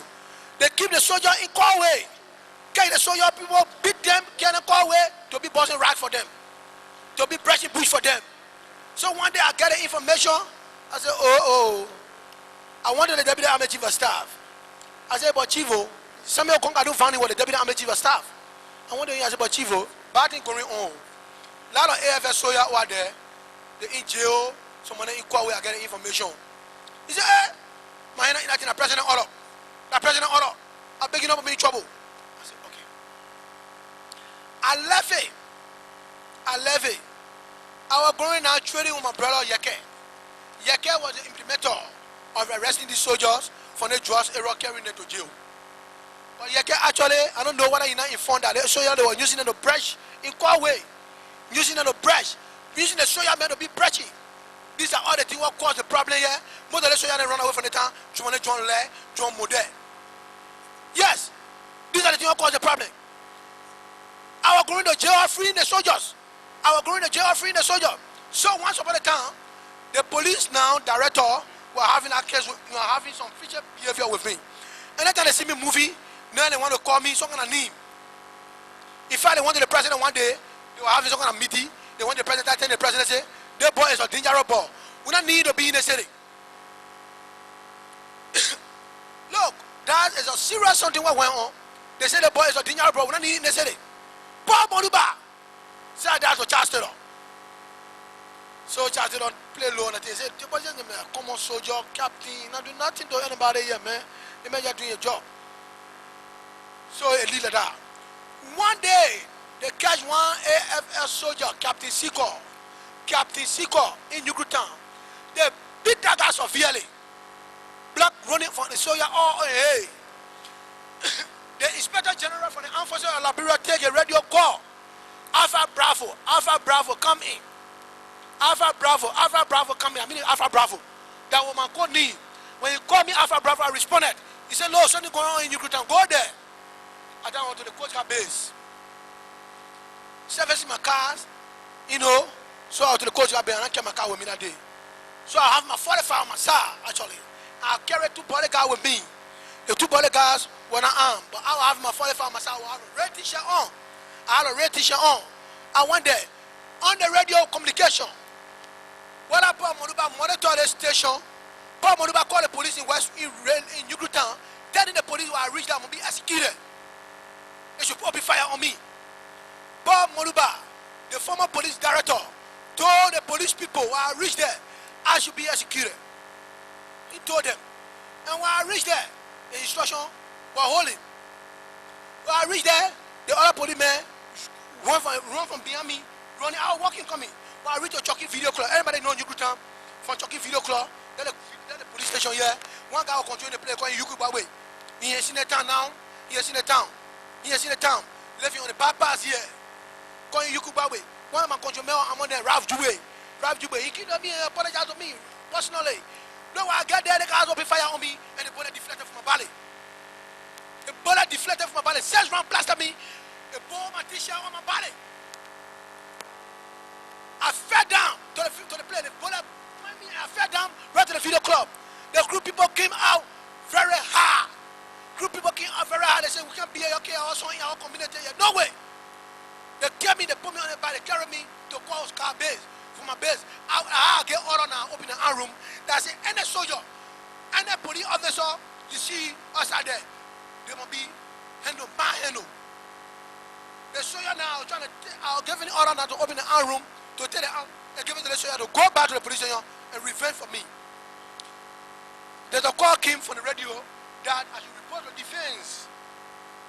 And I should report on our helpless, actually. The ambulance come, chief of staff of the deputy chief of staff of Fanny of Fanny send the ambulance, the ambulance there to the coast. They pick me, they put me in the ambulance, carry me to JFK. JFK, all the police have come in, the criminal concern, and one day, the white man bring the back of stroke on my body. Look at my body and say, yeah, bullet touch the man, but the bullet did not enter the man. They gave me some pin tablet. I took the pin tablet. But I know I'm an African. I know why I go about things. So I came from there, put money back left from there. He went straight to the marshal, to the president. Tell the president different thing about me. Walk into the chief of staff. That must be carried to the executive marshal immediately. The following day.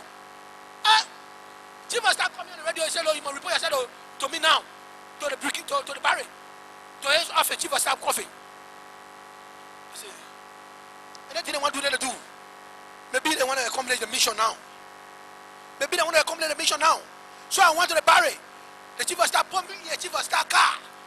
With the 2 flags flying under the deck, came to the marshal to Charles Taylor. And the very day, Charles Taylor must say, C-R to I. 6th floor. When I get to Charles Taylor office, Charles Taylor asked me first question, Power, why you got in trouble in the city for? But why Power? I said, Chief, I did not cause no trouble, Chief. I did not cause no trouble, I will do my job. So, the president asked, and the teacher, wow, I can't with me. They don't want to pay my attend right in the mansion to the president's office, 6th floor. When you call me, I tell them what to pay my attend. And when the president here, say, yeah, bullet already actually hit this man's chest. There's the mark of the bullet. I see the bullet. The t-shirt got 20 mark on it. The red t-shirt, whoa! So the president said, well, but what you say about do? Ask him, my chief of staff. Chief of staff, I know the story, he picking whose story. He said about a high ball. Tell the child to say about a high ball. The ball, he like confusion. Oh. So Charles Taylor left there. If I note, the Charles Taylor said, on my order, you will confine a man. On my order, you'll be released. On my order, you will confine him. On my order, you'll be released. So Benjamin said, my man, go. So the chief of staff myself went in the elevator. He didn't want to talk for me, even the president. And the president asked me, you were part of the soldier open fire to the slave way, the people, the industry area? I said, no, I'm not part of the soldier, I laugh for soldier. But the police open fire on me in Yugutan. And the firing lasted for 30 minutes. So he said, okay, by my order, you must confine the man, on my order you'll be released. So what happened there? In that process, the chief of staff, the president gave direct order to the chief of staff that I'm going to be confined to the MP quarter.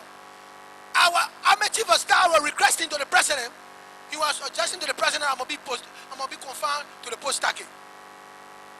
The army chief of staff said, confined to post-stacking. I'm going to be confined to post-stacking. The president said, I said, look, listen to me. He came to his straight.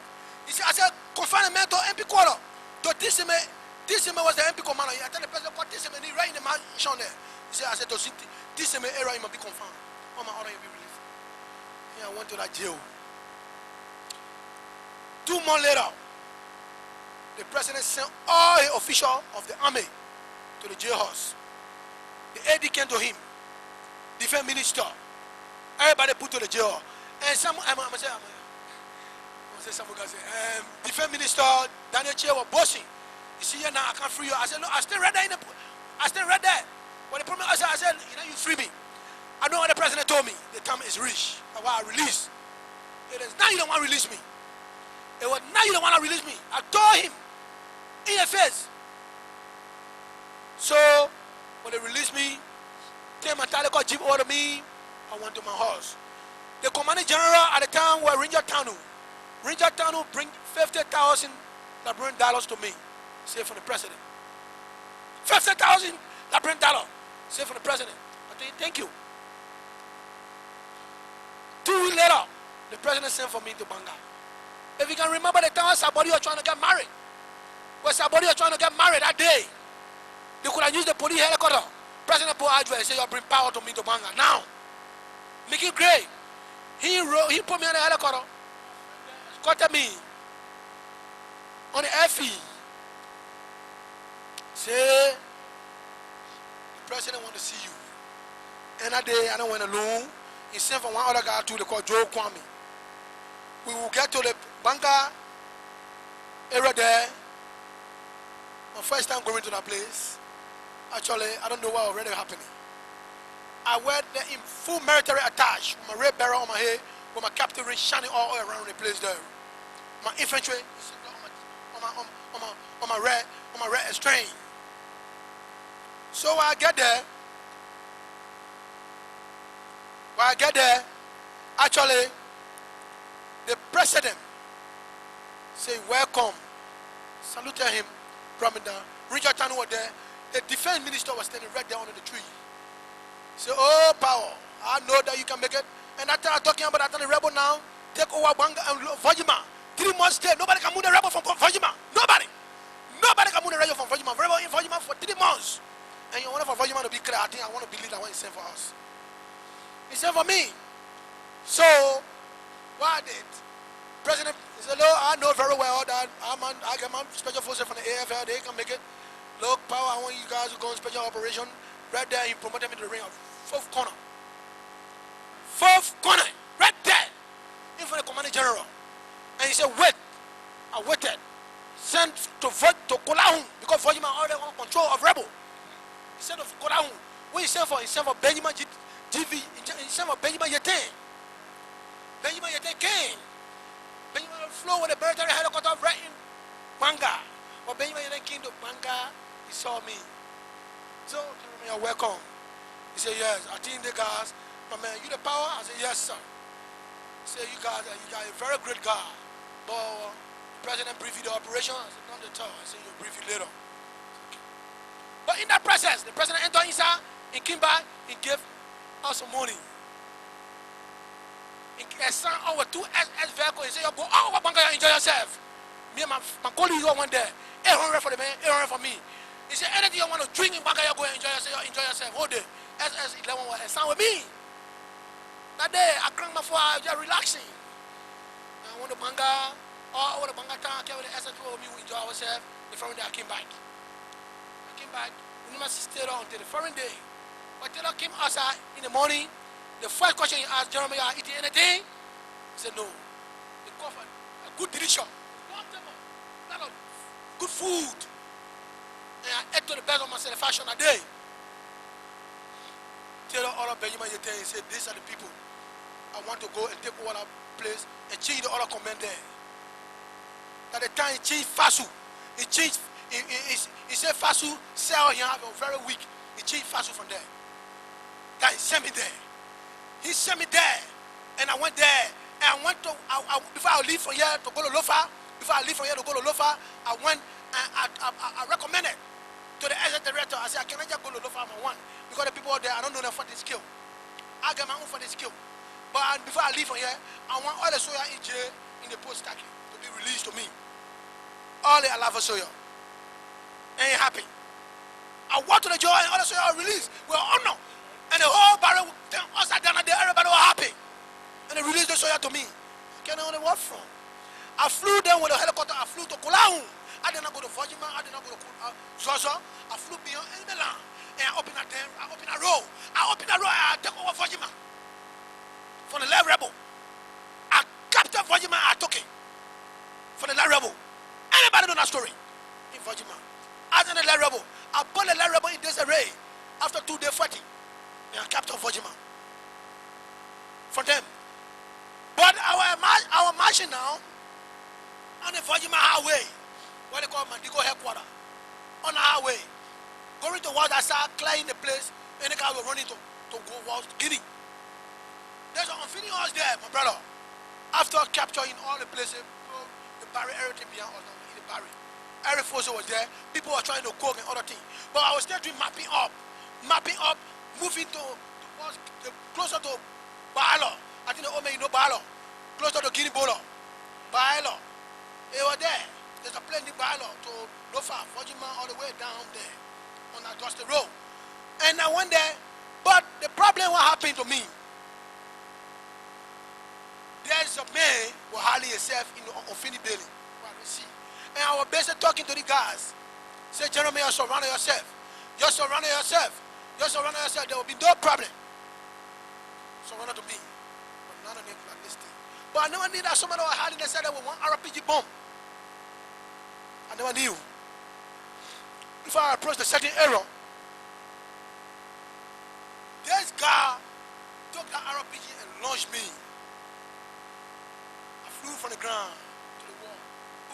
Before my bodyguard died in that process. Because normally, if you thought you were a great man, other people need to die. If I was supposed to hold me, will hold you when you're close to me. But my hour affected anyway, I flew. They flew me from there straight in town. From Lofa. They flew me from Lofa straight to town. For the eye to look at me. They came into the eye here. Tell us, no, the moment I stay here in the town. You came to Abidjan. Quick! My passport was faced in 1 day town. Faced my passport in 1 day town. And they flew me to Abidjan. When they saw myself in the machine, to go operate my eye. Operated me, took all the particles from my eyes. They gave me shades to wear. But the white man what operated, what worked on me, he said, you'll be alright. Nothing much. But the bullet flew, the rocket flew me from the ground to the wall. It affected my neck, affected my arm. Yeah, I felt a lot of pain from the place. Yes. And up to this time, I get problems with my arm, my left arm. But I was still capable in the military battle. Yes. I stay fit for any other operation. Then I left for, I spent 2-3 months in Ivory Coast. I was better now. The vice president, who is Mose Blah, met me in the Ivory Coast. When you heard about me, because the president gave strong warning to the ambassador there. The ambassador there took good care of us anyway. Took good care of us. And the vice president was coming from Libya, not Libya, from the place, I call the place name, from the place yourself as ambassador. Libya, He came from Libya and stopped to Africa to see us. He wanted to play and carry on shopping some clothes for us. Mose Blah, the former president now, carry on shopping some clothes. He said, Jeremiah, you're going to Liberia, we'll see. So that's what happened. These are the things that have been going on. Before, I will come to the last one, and before the left was finally entered the city. Then, when I came back, I went back on the base to see my men, to Lofa. I went back there. Look, when I get back in the place there, we have some meeting there. We are afraid to get back there. But you know what made me feel bad about certain people in the charge of the government and the people there? Charge of the sent 5 and 2 of US in Lofa. 5 and 2s. After the play was captured, my man. I'm one of the field commander. But one of the few commanders to what tell the rebel from the place. And we enjoy all movement there. Yes, I was there living in Alayi Kuruma house. I clearly got from the place.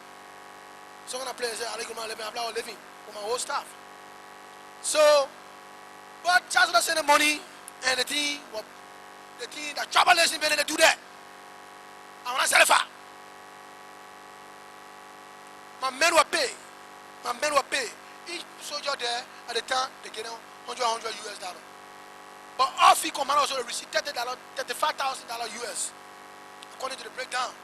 But as I'm speaking to you now, with the exception of $200 US I received, I never received that money. The people defile that money on themselves.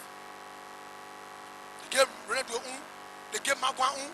I was there sitting down there giving the poor, next to God, giving them 20,000, giving them 35,000. I was there as the AFS soldier, the police give me $5. Besides $200, they call me in the room and say, my man, what the $200 JB, and when you move your men before you. So I feel our food. I felt that our food.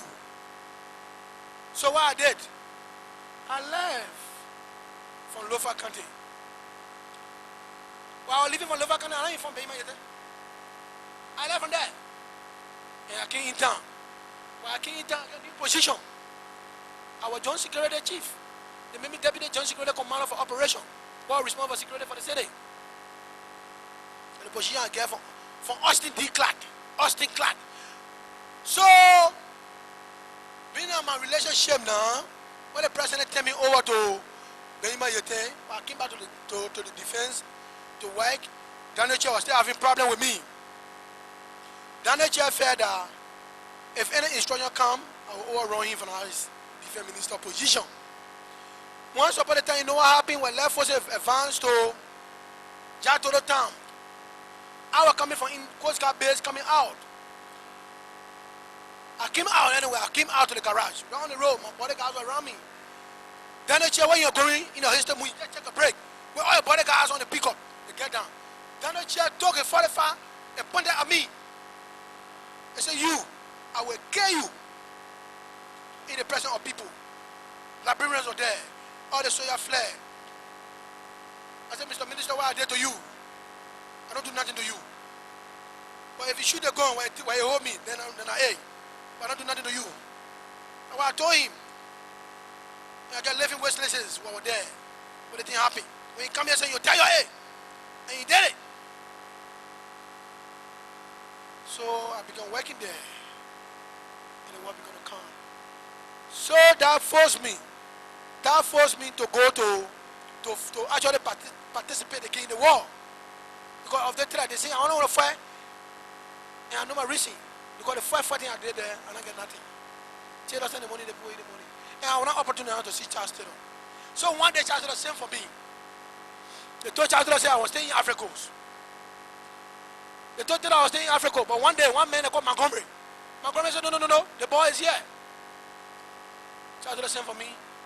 I did not see Charles Taylor that day, but I only received $1,000 US, $1,000 United States dollars from the Deputy SS Director here. He said, the President said, I'm going to give it to you. I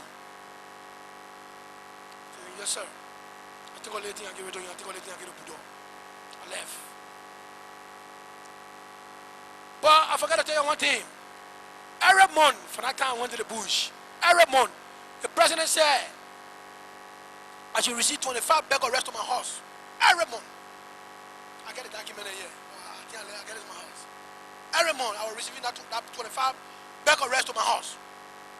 On the front line there, fighting that war. 25 bags of rest every month. I was receiving it from Bridgeway Corporation. Bridgeway, John Ada. Yeah, John Ada. 25 bags of rest. I was receiving it every month. So Taylor actually is the one president. You are doing well, but I want to make me to leave the front line because I was dissatisfied with the hard things were going on. I come in town. Then one day again, Taylor sent for me. When I went to the house of Taylor, Daniel Chair called me the same name again. Daniel Chair said, our lair collaborators. He said, our with the lair forces. He said, our with the lair forces. So these are the things been going on. These are the things been happening. He said, with the left forces down the chair, running from the president's house, while the people were getting rescued with those kind of things. So that prompted me again to go back on the war front. Simple Bridge fighting. I was part of that fighting. I hold that rebel right to Simple Bridge for almost 4 hours. When I was shooting at 81 racket. A lot of police people died there. A lot of SOD police died there for that 81 racket. I can remember counting up to 17 to 18 body of the black uniform people, SOD police, but died in a fight. One big building there to Simple Bridge. They want to break it down with how they call the thing name. They want to bring that building down with a B-30. I told Buddha, no, don't bring that building down. I get a skill to go and capture that building. I told you I get a skill to capture that building. And I'm going to Kota, me and one boy called Hotel Warriors, Hotel Martin. We was on my group. We moved militarily. And the guy was fighting, they want to start the calling clan. They want to left force, they want to start the calling clan, but they have ammunition. I move, trying to capture the place. My own soldiers fire me from the back. My own soldiers fire me from the back. But I suspected Daniel Chair to carry on a job. I suspected him to carry on a job. You know, these are the things happening. So when I left the front line, the ambulance carried me to JFK. But the bullet, it was friendly to bullet. Because it was an enemy bullet, it was never going to touch me. What I know of. It was friendly to bullet. Hey, give him my bag. He hit me from the hand, and the doctor carried the bullet from here. The doctor, Dr. Sherry, he welcomed me that day. I think he was transport now. With the transport ministry. He welcomed me that day. So, all the things I see here, these are the facts. This is my involvement. These are all the things happening. And what happened again? I was restoring law and order. Trying to restore law and order. Because there were loose battle we were fighting here. There was no control of the war. People were in the war, and not like an oppressive war, while having control was something. There were loose battle. Lot of guys came from different places. Freetown boys and all. Look, came out from the time that they said I'm order my arrest. Kuku Dennis was a task force commander in the city. That my arrest, I'm gonna be arrested. So one boy called Salami was senior bodyguard to Sam Bogari. Salami was senior bodyguard to Sam Bogari. Salami was senior bodyguard to Sam Bogari. He was interned as a general. He was working with Kuku Dennis as task force commander. They came to me. All the guys were looking for me out in West Point. So the first time they were going to make it, I think they were afraid because they saw the kind of group I has. Because West Point is my stronghold. You cannot kill me in West Point. You know that? You will be declaring a serious war in the city. You cannot do it. That is my stronghold. So they left me. They didn't do anything to me. I drove in town. While I came in town, I got my driver. The ball carrying somebody close to the highway. They don't chair run behind the ball. They just feel in the pickup. They chase that ball and they catch that ball. They ask me, wipe out. They started beating the ball. Tie the ball. How could defense minister behave like that? Tie the ball. Bring the ball and put the ball to jail. We will not get power, we can't release you. So, I said I was afraid now to go back to Behima, you think. Because I left the front line with him. So, but one day I prayed with him, I said, but Ben, I want to Ben to the house. I said, Ben, there's a serious trouble going on now. The people, Daniel Chair Kuku didn't want to kill me. They say the president order. They say the president order for them to kill me. And I know that if he receives such an order like that, you will tell me. They say, okay, I will ask the president. I said, I was still afraid. So I went to the senior aide to the president again. They got him, Senegali. I went to Senegali. I told Senegali, I said, but my man, they say you received an order to kill me. The man said no. The people told the president that you in the street, you take a lot of goods, a lot of looted people things, you take it from the day, you carry to your office, you keep it there. I said, yes, I get it into my office. Defense. Everything is there. And then one day they were too shame. They saw all the things stuck up back up in my office. And then they started defying them themselves. End of the day, the deputy chief will start taking the other director will start taking all about it taking their Yeah, look at them, I left it with them. Yeah, I left. But scared, they were not even want that. They were still wanting to execute me. So, the Kuku then say, I should report myself to the MP quarter. I should report myself to the MP quarter. So, our fellow now entire with this thing. So, what I did, one morning I told my wife, I said, I reported myself to the MP quarter. Anything happen, they happy. And I called my group in West Point. I told them, I get a specific instruction. I said, anything happen to me, you're going to attack the town. I told them that. I said, I'm going to attack the town. If they can't attack me, I'll attack the town. You just carry on destruction. I want a jail. I want a jail. They put me in a jail. The MP commander received me, I want a jail. I was in jail. They sent people there in the night to kill me. They were helping resisting the men away. Because I was in jail, people were sleeping to the jail, my bodyguards were there. People know my bodyguards. They know. They can't draw back. They were to the jail hall. The men were helping resisting. Every time boss, one went to the plane, the men were helping resisting. So I was in the jail having my food with me. I'll continue to call Behima Yete. And the last time I called Behima Yete was first. He called Kuku and said, anything happened to that man in the jail there, it will happen to you. So in the morning, Kuku then called me. Kuku then came us out. He came to the place where all lot of free time boy got behind. Salamine. Call me. Say, oh, Power, you prepare us out. You know, they were wanting for me to lie on one of the deputy minister. They were wanting for me to lie on one of the deputy minister. Say, I'm going to tell them, say, I take some things from people and give it to the deputy minister. So, Kuku then called me to the brigade. He called me to the grandstand. He took me from the jail and he called me to the grandstand. All every time men around me. He said, we're going to fire you now. We're going to bust your foot because you loot. I said, show me one of the evidence that I loot. Show me one of the evidence that I loot. So, when Kuku then called me there that I looted things, I'm going to call Austin Clanney. I'm going to call Austin Clanney. He said, Austin Clanney, but they want to take it and give it to him. I said, I can't do it. Put me back in jail. So, these are the things that went on and on. I was released by the instruction of Behima Yete. Thank you.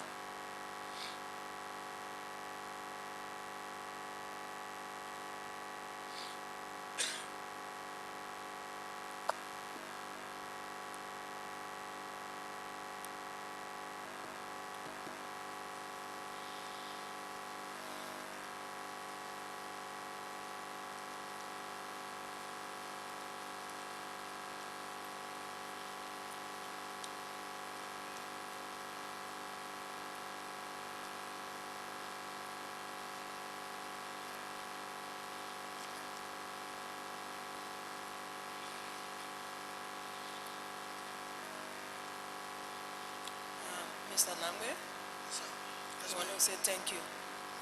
Thank you so much for sharing your experience with us. Through your sharing, you were able to get some clarity on certain incidents that took place here. Among them, the whole war and your own personal role in it, including your own self-appointments. And then the April 6 War, the September 18 War, the death of Tumunya, the death of the Chief of Staff, Prince Johnson, and then even your role in the Lloyd War and other incidents. You throw light on some of these things that we heard they say, but at least today you've come here to tell us that certain things actually happen. Even some people came here to say, well, we didn't do this. Our own group did not kill, they did not loot, they did not steal. But today you are able to clarify to us that even with your association with some of those groupings, you almost got killed. And so we tell you thank you so much. We will come in with question and answer to a few things that we want clarity on. But what we'll do first is that you took a very long time to explain to us. So we'll give you a chance to also rest, and we rest and come back in 1 hour's time. So we'll take a little break and then be back by 3 o'clock. So thank you so much. Thank you. Ladies and gentlemen, we'll break for 1 hour and we'll be back by 3. Thank you so much for your understanding and for your patience. Thank you.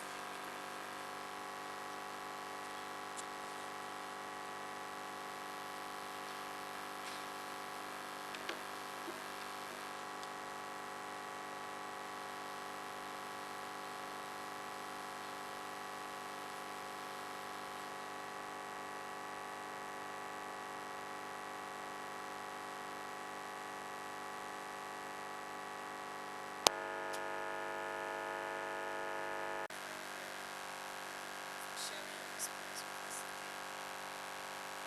Like I said before we left, we are now at the point where commissioners will ask 1 or 2 questions for clarity. So we come to that point. We'll start with Commissioner C.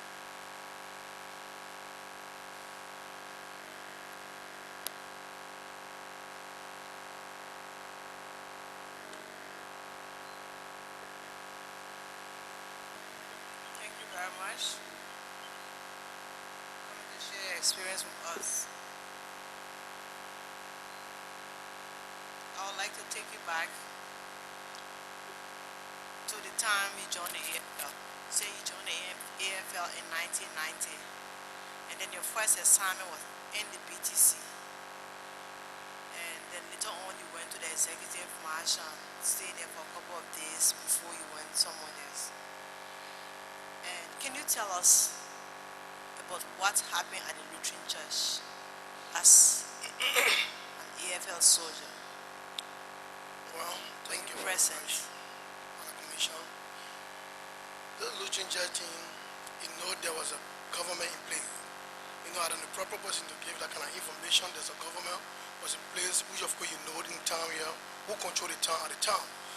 We have the president and cabinet, information minister, all the people was here.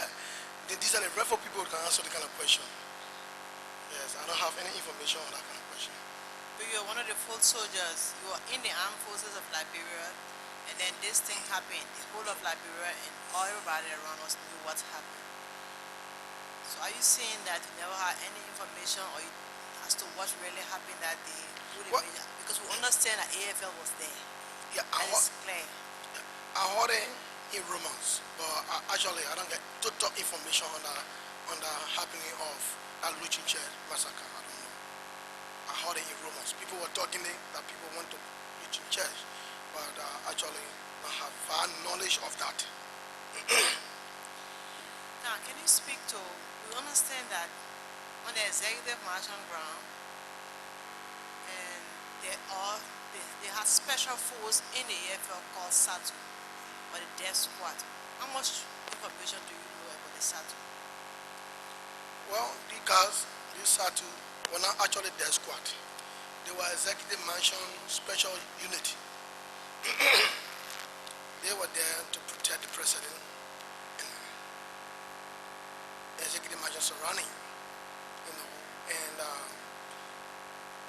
while I was there, I only remember seeing bringing one huge gentleman in that man, and that guard, what they brought there was very, bright gentleman, was man guard, huge bright man guard, and they cut the penny off. I see that one. I know about that. I saw that, and they brought him the same way. One of the rebel facilitator, and I saw that. That was on the executive marching Yeah, ground? yeah. It happened right to the football field. Executive mansion, they have a football field there, under that tree. And I later caught the guy pennies up. Was lady. She was taking instruction from one Sergeant Kerry. Sergeant Kerry, he was with Mudel, one of the general with Mudel too anyway. But if who need there, people know him. If you get to the Mudel, people will ask them about saying, okay, if who need to you. But he was a sergeant on the mansion ground for that duty. You talk about going to INPFL. At one point in time, you were part of INPFL. And you were trained as a operator fighter. Who was responsible for the training? Well, the training, when we get to the base, surrender to the INPFL, we were still considered a prisoner of war, and we were taken to Burkina Faso. They call the area Burkina Faso Upper Disville, but the training was responsible by, who was responsible for the training? It was the Field Marshal Prince Johnson. Prince Johnson was responsible for the training. Yeah, yeah. And how many men were trained? Well, close to 500 men. You have women? No, I don't remember seeing women. There were still men, but some men died in the training. Actually, the training was very tough training. A lot of men died in the training there. What's the age group? The youngest you see? Well, they also AFL soldier they carried there.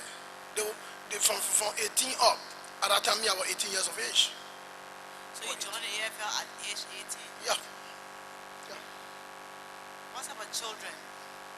No. How many children you saw? Because all the fractions in Liberia had at one point in time children fighting along with them.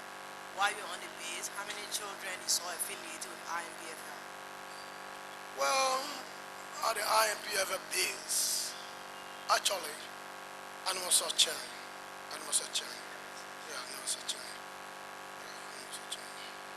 So after the training, can you tell us about the various areas you went to, the battlefront? Because after that massive training, I'm sure you can tell us the battles you are involved in. Well, as I told you earlier in previous days, that after that training, I get my way out of the barrack, and I went in Newtown. I left the barrack, we went for Rex to the boat, we carried the supply to people. I left the barrack. I still right in Newtown there. Bus. At the bus. You're talking about Operation Envelope? Operation, yes. At that time, it was with INPFL. No, the Operation Envelope, I was not actually with INPFL. Where were you? During the Operation Envelope, I think I left the INPFL base. I think that time we just came from jail. I think at the time we went beyond jail. How long did you stay with INPFL? Well, I stayed there for almost about 4 to 5 months. From 19 what? 1990, I went there. From We 1990? surrendered 1990. And we went on a intensive military training up to 3 months. And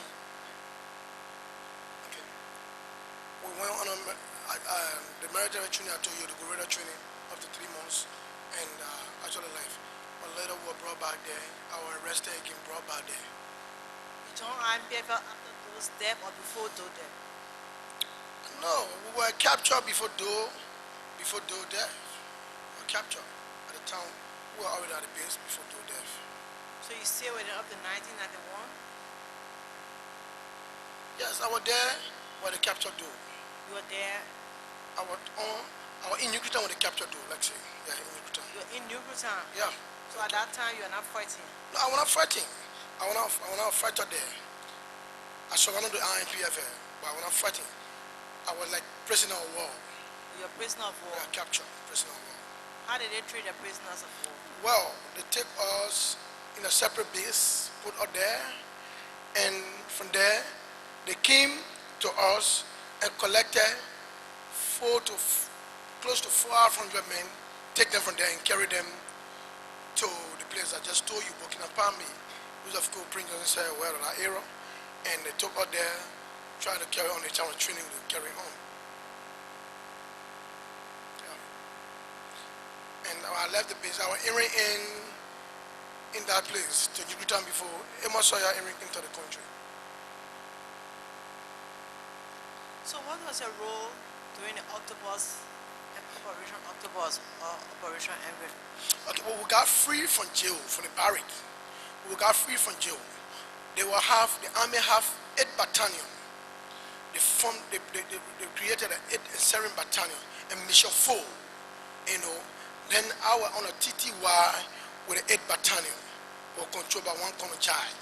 You know, we want a full military operation with ECOWAS and us to pursue the forces of terror from this town, from Shoffrin Hill, all the way down to Buchanan.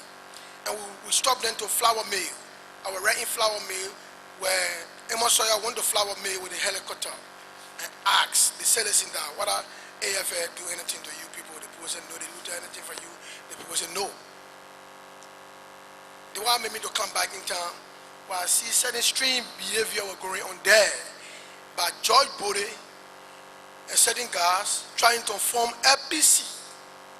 So I said I can be part of this stuff. I have to go back in town. The AFL were looking for, and we reached Flour Mill, and other people were going to number 1 compound. We came back to town. Some friends were not like the idea of merging with LPC to carry on the operation. They came back to town.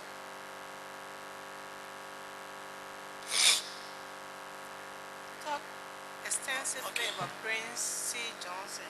You said that he died of a lethal injection In the Ivory Coast. in Ivory Coast. And why do you think after they took him from me and carried to Ivory Coast for treatment? You think who are responsible for that? Why would they carry him to Ivory Coast for treatment and at the same time pay somebody that amount of money? Okay, thank you. You see, Prince C. Johnson was having control and command over the military. At the time, when Daniel Chair wanted to overlap function, Daniel Chair was like messenger to the army. He was now in full front of the military. Anytime Daniel Chair wanted to discuss military issue, the chief of staff can cut him off. They say, I will deal with this situation, I'm a business. Like it come a time when the president told them to look for military uniform, Daniel Chair contacting another people to find military uniform. The chief of staff said, it was not your business. I mean, you are a surveillance man. You know, all these things, anytime Daniel Chair want to make move, the chief of staff said no. So what I said then happened. That very day, the chief of staff went to the JFK hospital. That night, Daniel Chair was there with us. He was there with us, lobbying. We were in the hospital room with our chief of staff. You know, before how he made that arrangement, said they would take the chief of staff out of the hospital and flew him to Ivory Coast. When the chief of staff get to Africa, being that he will not have control over the military, the chief of staff was having such a control. So he want to seize control over the military. Now what happened went on. You know, this information made me to want to ask you about the former Vice President Enos Dogoleo, because there's some information as to some foul play went on with him that led him being taken from here to Ivory Coast. Can you tell us what really happened to him? Because if this can happen to the chief of staff, I don't know. Actually, that time, I was not in the vanguard of that government. I was working, but when I'm close to they would tell the same for me, like mostly black time, and you know, sometimes I know some tunes of, because I was working and I was close to that authority, but from the time Indo Dogolo in power, I was not close to that kind of authority. To know actually what was happening, I heard rumors that he was flogged in the mattress and other stuff. I heard that rumors. Yeah.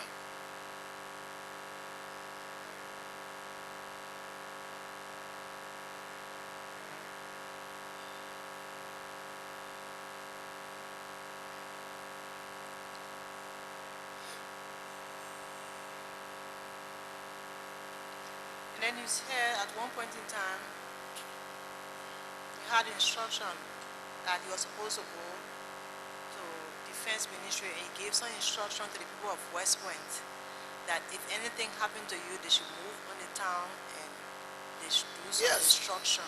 Yes, I gave that instruction, actually, because Kuku Dennis, Daniel Chair were after my life. So many days, like the first attempt they tried to make to arrest me around the West Point area, which it could not be possible. It was going to be very blood. It was going to be actually bloodshed. It cannot be possible. I want to resist from all angles. But if I get to town, or I came to town, somebody told me, okay, like when I get to the ministry, Philibert Brown, the Assistant Minister of Defense for Public Affairs, he told me, you better get from here, but Daniel just see it will not be good for you. So I mean, I gave instruction there.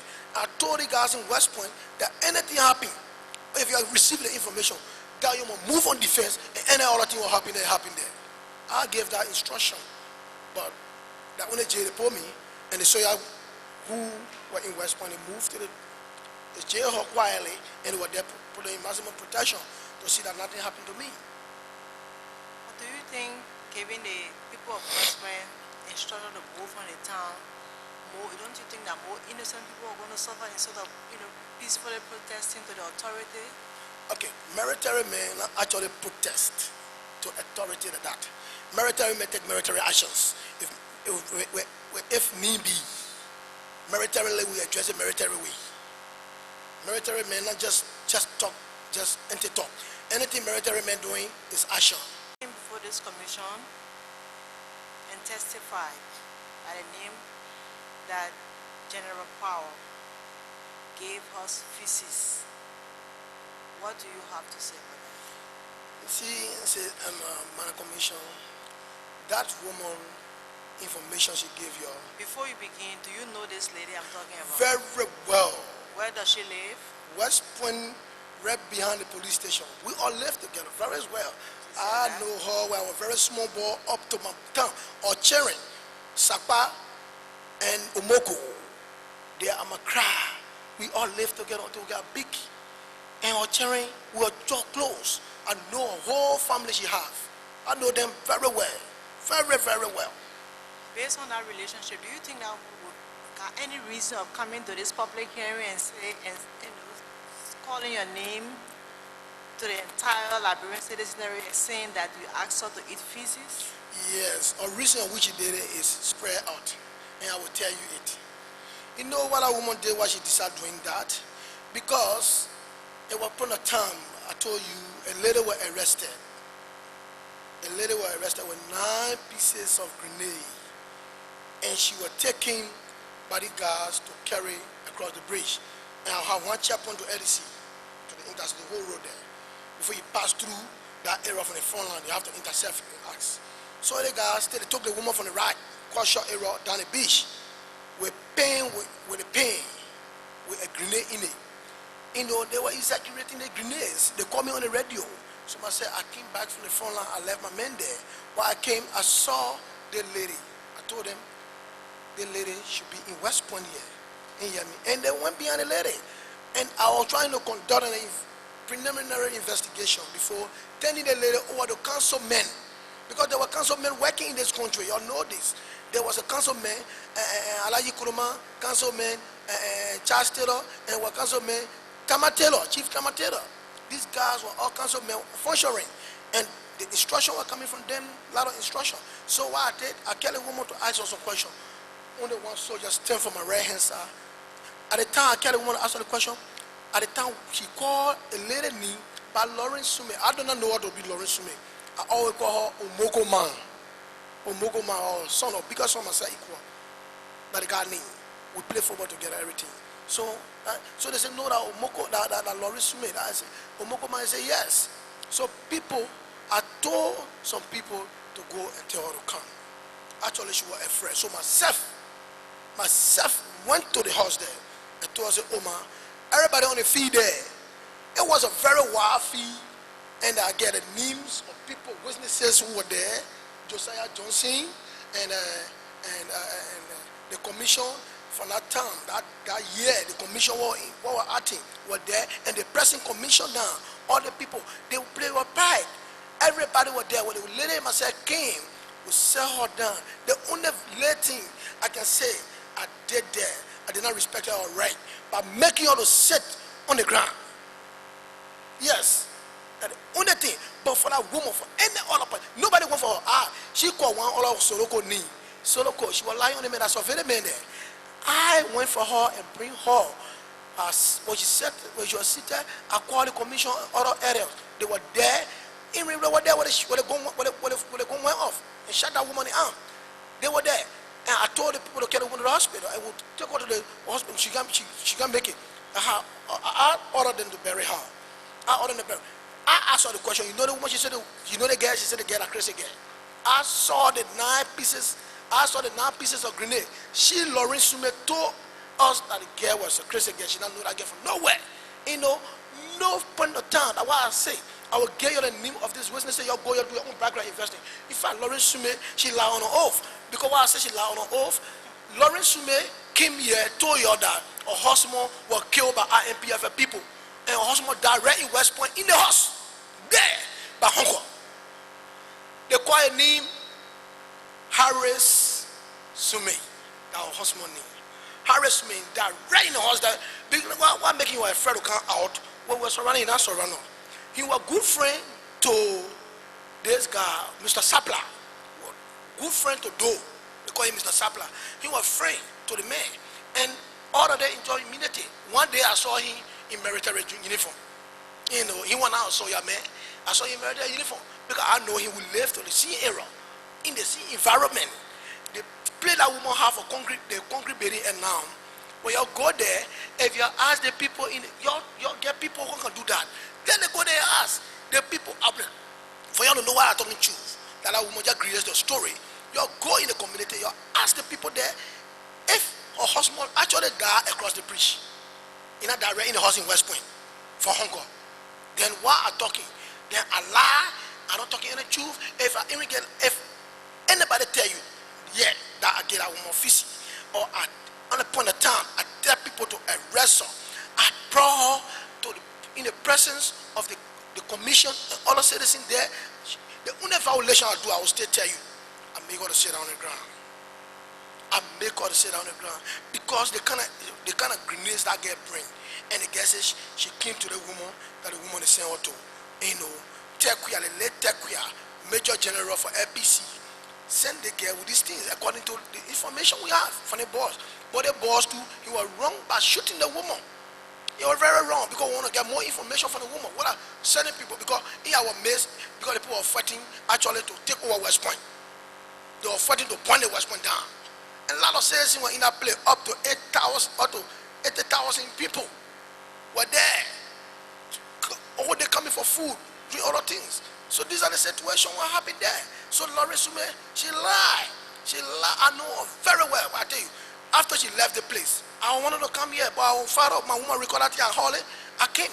You know, before we just what they call. I sent people there to tell the commission what are the horse. Since he said, I told Josiah Johnson too. Josiah Johnson said, but what a woman lied at this. We right in West Point here, we know what happened here. She was not supposed to be lying. You hear me? You protected the place. You protected us here. We were not disgraced by some people here. You did that. You do all the good things for us. Then the woman will lie. So I told them that I will be going to the TRC. So I just want to inform them if they hear the TRC calling them to come and tell the TRC the fact. If I get a woman physical, let the TRC persecute me for years. I'm just lean and daddy. If I actually get a woman physical, or if I arrest her to do anything violating the only thing I told you, I made her to sit down on the ground. Which of course, I mean, I can owe some apologies. But I never upon a time made her that woman to get physical. Upon my oath. I'm a soldier, I took an oath. I will never violate it. And beside that, I know the woman. How will I do such a thing? If I'm so wicked enough, that one gets money people to eat, you know what I mean? It's wrong. So now what happened? It's wrong, she lied. That woman I want for me and her to meet face to face to this. For her to meet. Let the elder from West Point come and just sit down. We'll discuss the thing if that you just send me to jail for years upon years. The TRC, I say, we'll send me to jail if such a thing, story that happened. Thank you. Thank you, man. Sure.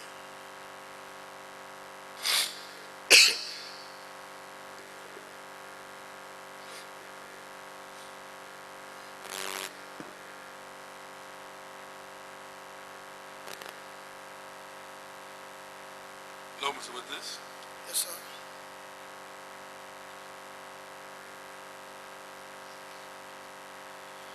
Can you please tell us the year and the month you enlisted into the EFL? Yes, sir. Can you tell us which year and month you were enlisted into the EFL? Yes, sir.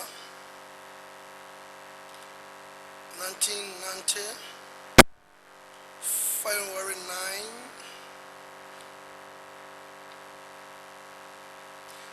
Special order published on me, special order number 9, February 11.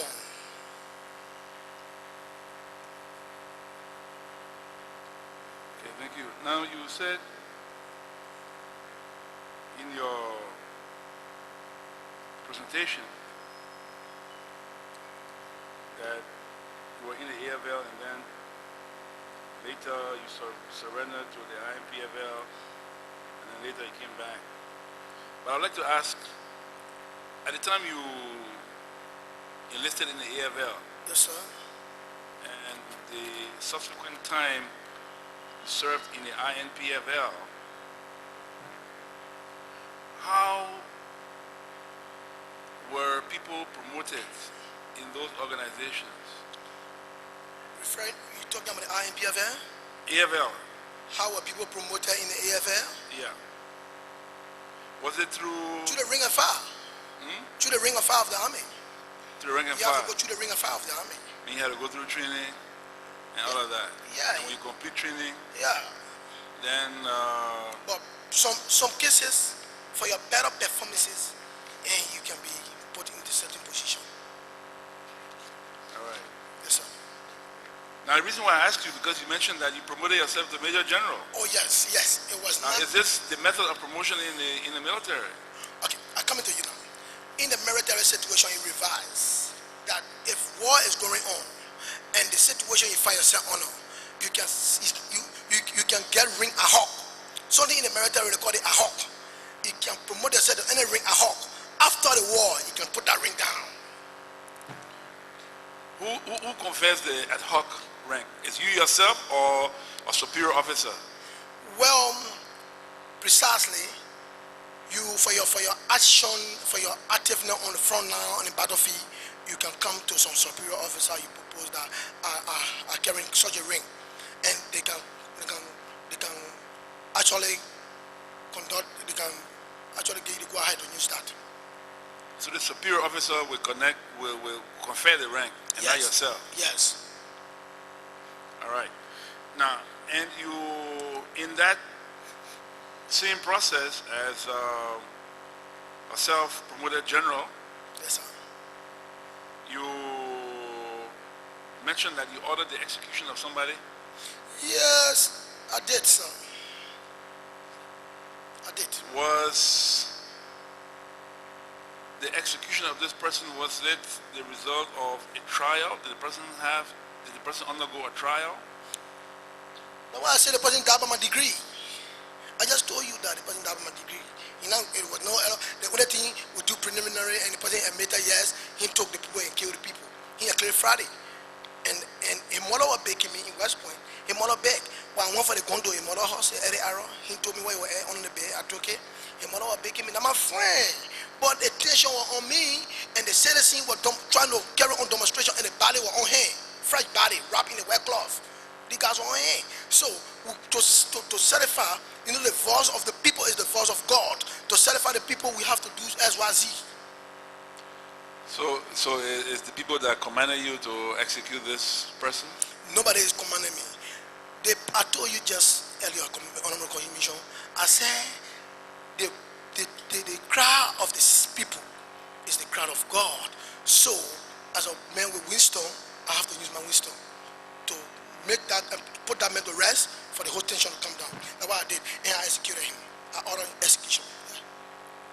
You ordered execution. So, are you saying the order for execution was done within accepted standards of a fair trial and all of that, or it was because the body, fresh body was there with fresh blood, and the people were crying, so therefore you ordered the execution? Yeah, gee, that Moses law now.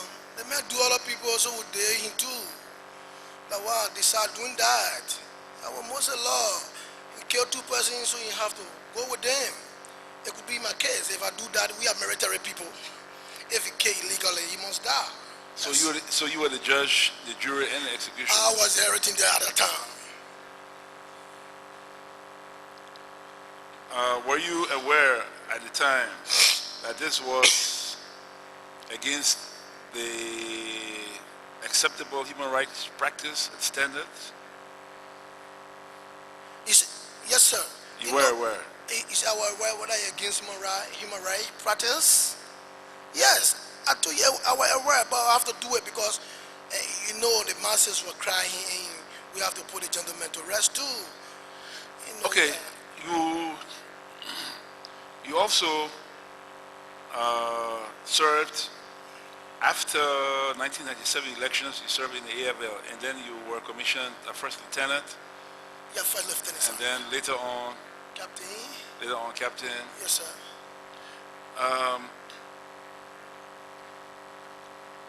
How much during your time with the AFL, especially so after 1997, how much did you know about defense intelligence? Who was the head of the defense intelligence? 1997? Yeah, 1997 upwards. Yeah, the defense intelligence Konokoto, the deputy were John Manso. Talking about the G2 now, and so. Yes, intelligence. Yeah, G2, yeah. Now, what do you know about stories and reports that there were death squads within this intelligence unit, headed by one of the officers?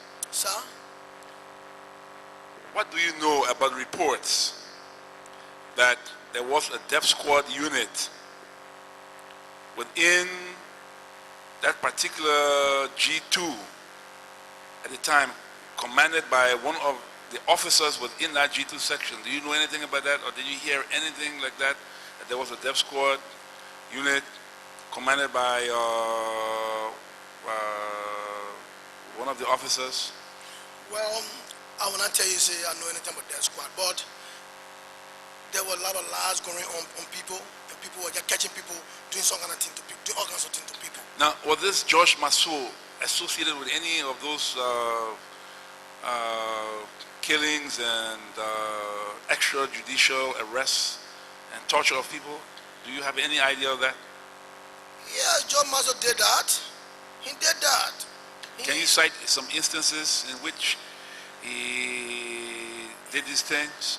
Yeah, like one of the Eastern, I just told you. In fact, a lot of soldiers who were put down by Taylor government, and later the guys went to jail.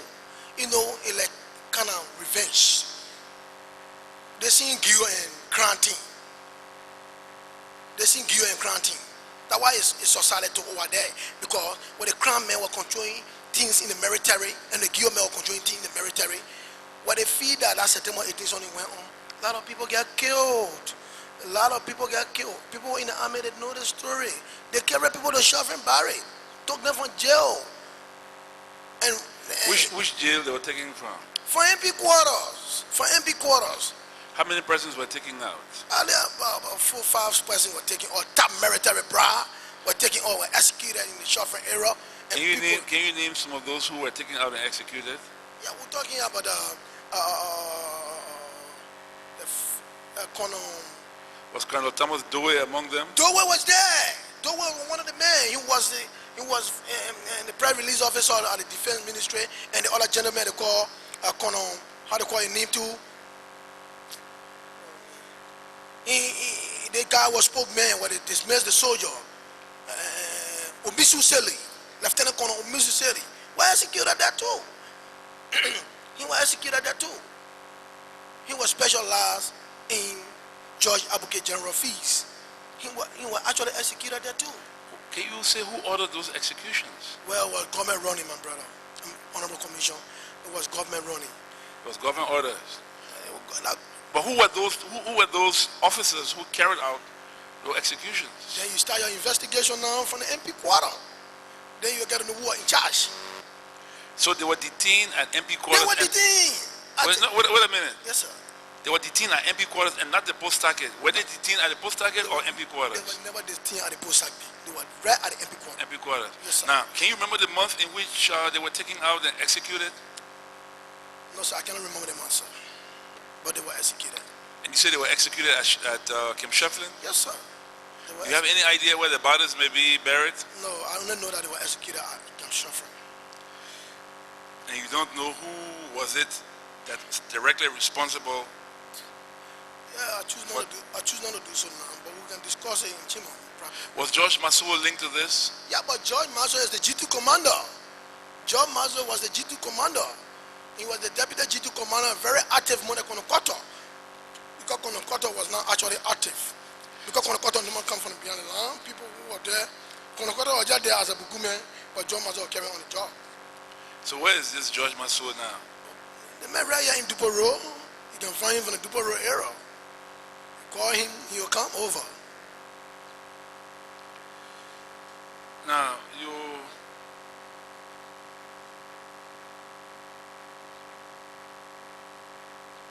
as an officer in the military, and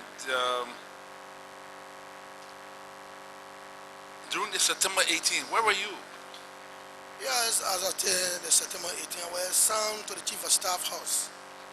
Yes, I was assigned to the Chief of Staff. Only upon a time, there's a riot disrupted at the military barracks. That morning, I think they were expecting someone attention, and the Chief of Staff told us all the full bodyguards to a house should get on a mobile to go there, and that day were there, a happy riot disrupted, what resulted in gunfiring, and they killed the G4, the Chief of Arsenal, right there, Major Zuo, one Major Zuo, one of the special forces to Prince Johnson, call him Major Zuo, was later break away from Prince Johnson.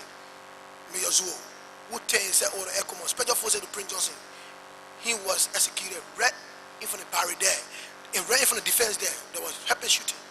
And who did the execution? Well, it was group demonstration.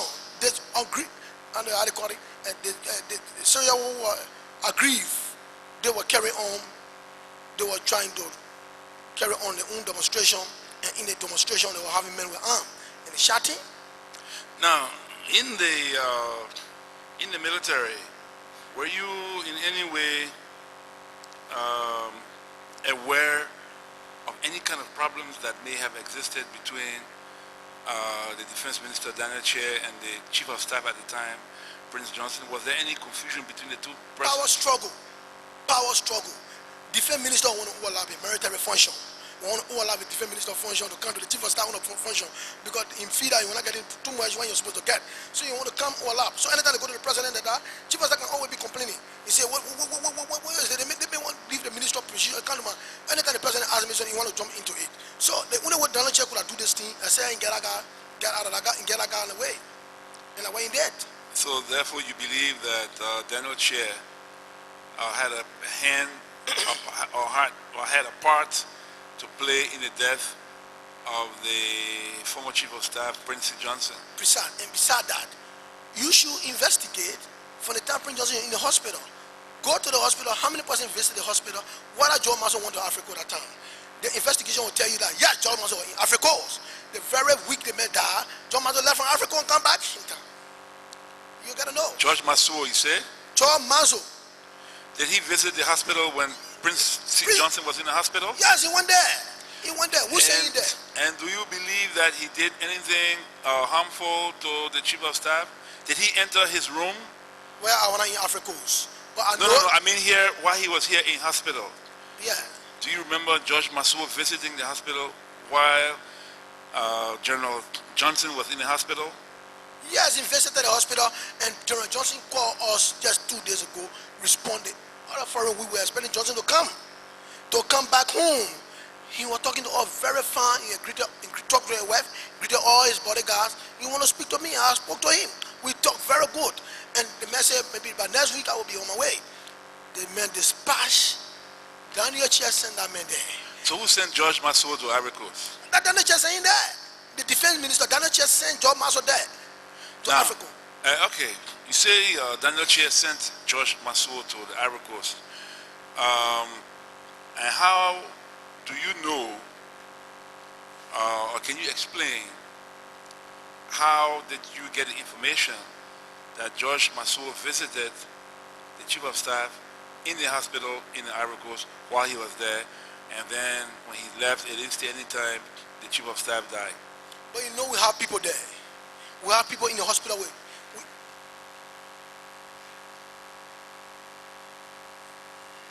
you know we have people there. We have people in the hospital there who are observing things. We actually saw Zoma in Ivory Coast around the hospital, and the people were calling here telling or something. But his mission, whether he liaised with one of the doctors to do what he did. That what the foul play went on. But we know that Daniel Chair saying John Master did. What was the mission that what you're supposed to have been investigating now? Now, what was the 35,000 you talked about? Yeah, the money was given according to our information we received. And the money was given to facilitate the main Ivory Coast and to draft the doctors who were working there in Ivory Coast to do what they did. Now, how did you get this information? How can you confirm that this information that you were giving us here is actually information that is true? Yes, the information here actually is true. Why I say the information is true, John Mazo have no business to do in the Ivory Coast. He was a G2. The government actually did not send him Ivory Coast.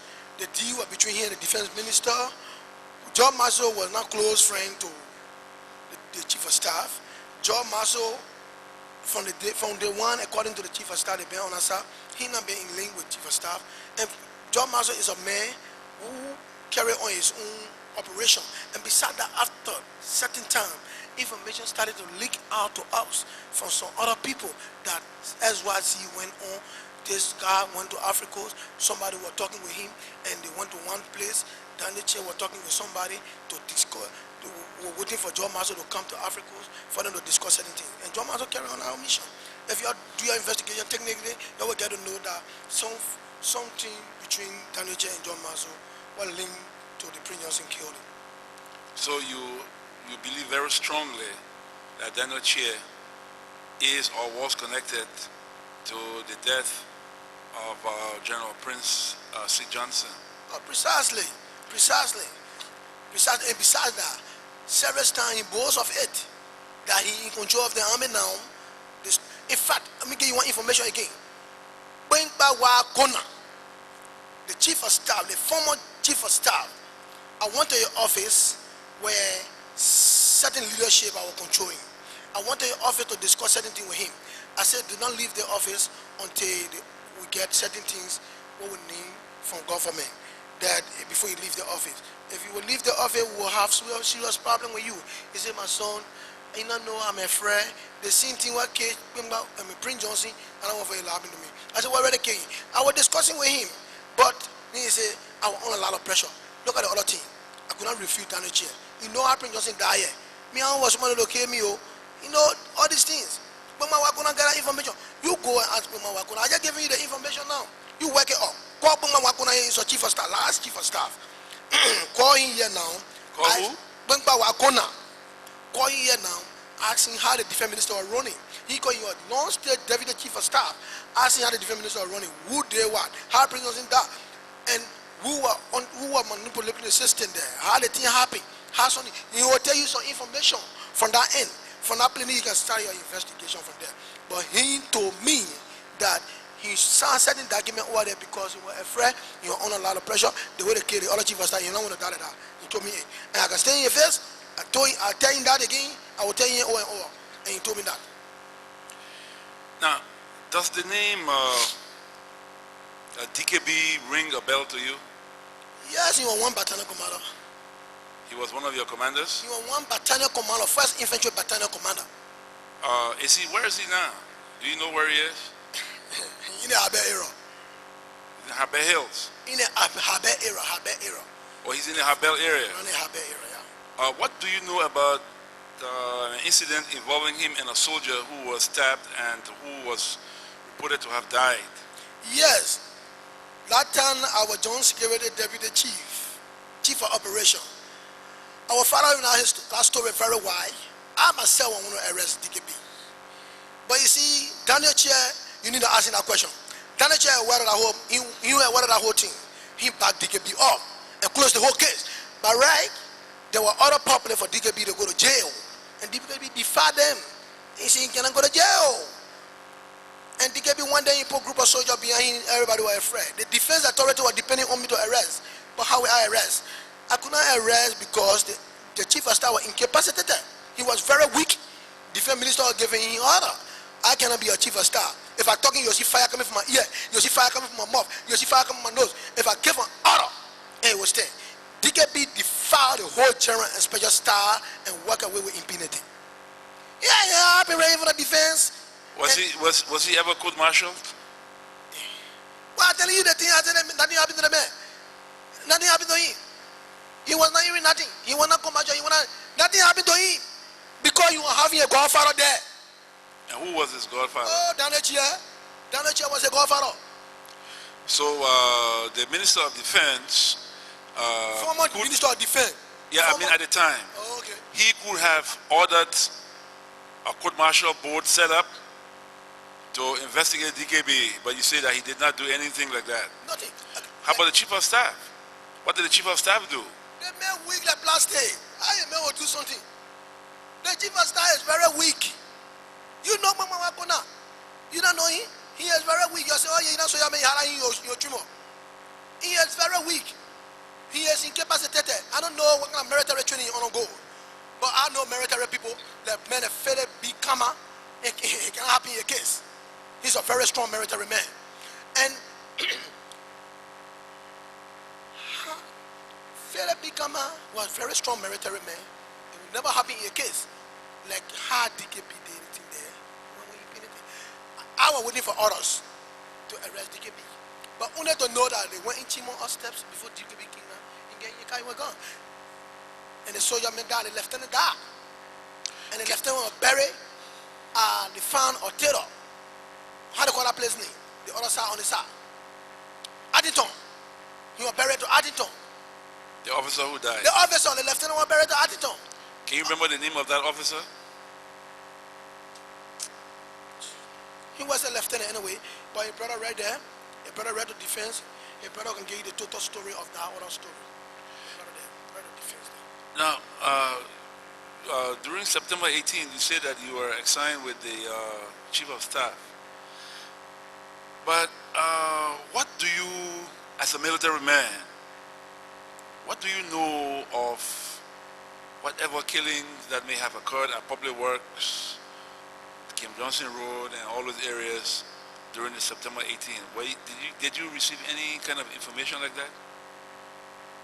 Are you talking about the escaping of Elizabeth Johnson? Yes. But you know, the government said Elizabeth Johnson would rise against them. So they were wanting him to be arrested. And they were after him and his collaborators. And some of the collaborators were in Public Works Ministry? No, the whole thing happened around Kim Johnson Road, but the guys was trying to escape. And things went on there. That lot of things went up. So you have to call the people who were supposed to be involved in that thing. You call the MP commander, asking some question. Call the chief of staff at that time. Call the deputy chief of staff. You will get some question to that. You answer you some question. And call the defense minister. He was heading the whole thing now. Because was incapacitated. Defense minister in a full military gun-proof jacket, moving around the place here. So you have to call him and ask some question. So are you telling us that the defense minister was virtually running a one-man show, running the army on a one-man show basis? He was actually running the army. All battalion commander report to him, and it was not proper. He was not supposed to be that. Battalion commander also report to the brigade, to the commanding general, or to the brigade. But battalion commander was just leaving the brigade, coming straight to the defense minister office. So at the end of the day, the chain of command was breaking down. The chain of command was breaking down. And then all the battalion commander can wake up, without seeing the chief of staff and say, oh my man, wait, straight to the defense minister. And when you finish with the defense minister, you just come out. Now, as a military man, how did people like for instance, Roland Doe, who was known as a lieutenant general and all of that. Firstly, how was the relationship with the military? What kind of authority they exercised over the military? Okay. You're talking about Roland Duo, but you never come to the question you want to ask. I will come to it. Not just he per se, but Others. he, others, All of my Lisa Kuku General. Dennis, others. Now, what I was trying to come to now. Okay, You are just beating around the bush. The Joint Chief of Staff for the militia was Benjamin G.V. Yetin. Other generals from the militia fall under Yetin directly. They were all militia generals. All the other generals from the army fall under Bigman Wakona. But Benjamin Yetin was able to report directly to Bigman Wakona. But he didn't know military orders. So these guys were all right every day. He didn't know that order. Barre, he was the Joint Chief of Staff for all generals in the country. He was general of the army. They were able to report to him. Benjamin Yetin was holding 4-star general, but he didn't know the weight of it. He was a militia man. He didn't know the weight. Any military man know the weight of 4-star general. You can control a 4 to 5 brigades. But you see that what happened now? We have only one brigade in this country controlled by one commanding general. We have one brigade controlled by one commanding general. Then it was necessary for all to get Joint Chief of Staff. But why the president did that? Because he was forming another marine. He was forming another division. So why he did? All the divisions will fall under what? Bingba Wakona. So the Bingba Wakona was going to be powerful, but he didn't know a function as the Chief of Staff at the time. What time you put a pipe down for your mob before you give orders? What kind of support the army, the AFL, was receiving, and how did the command structure look like if you compare it to the command structure for the militias, for example? Well, the militia command structure actually was very happy more than the army command structure. Because why? The militia barrack, we know, you know, it fall directly under the army. Militia, you know the other militia all West Liberia we're talking about. You know the one they bring here. But militia we know fall directly under the military. And they take instruction from the military directly. But that militia they were having here, it was different militia with different technology. And like me, I was a captain in the armed forces of Liberia. The commander-in-chief of the armed forces sent for me, promoted me to the rank of colonel. And he was supposed to turn me over to the commanding general immediately, militarily. But the guys were incapacitated. So he turned me over to the SS director to carry on the mission. And what happened funny, when I accomplished mission, I came back, I was going to be promoted as lieutenant, a 4th colonel, right? According to the president. Daniel Chair refused. He said, I was small boy for that ring. I want to hold that ring. So that thing made me vex. Some other military men were mocking at me. And they called a spirit trial for me. You know what I did to them? I deal with them, I flogged them. I flogged them, I fire between their legs, and they called for commercial bull. Quick! They investigated me. But I told them I would provoke. So I did what I did. But I didn't kill anybody in the process. I only made their friends more, you know, between their legs. And that's what I did. And when I went to jail for 3 weeks for that what I did. They called commercial bull and they found me guilty. But only to know, end of the day, I served my team. I saw the commanding general driving there. He said the president said, more freedom, man. You have to go back for mission. So I was released. Now, what would you know about corruption in the military at the time in which you served? Particularly, 1990 there was war and the one, but let's say 97 when you were in the military under elected government. Don't go far.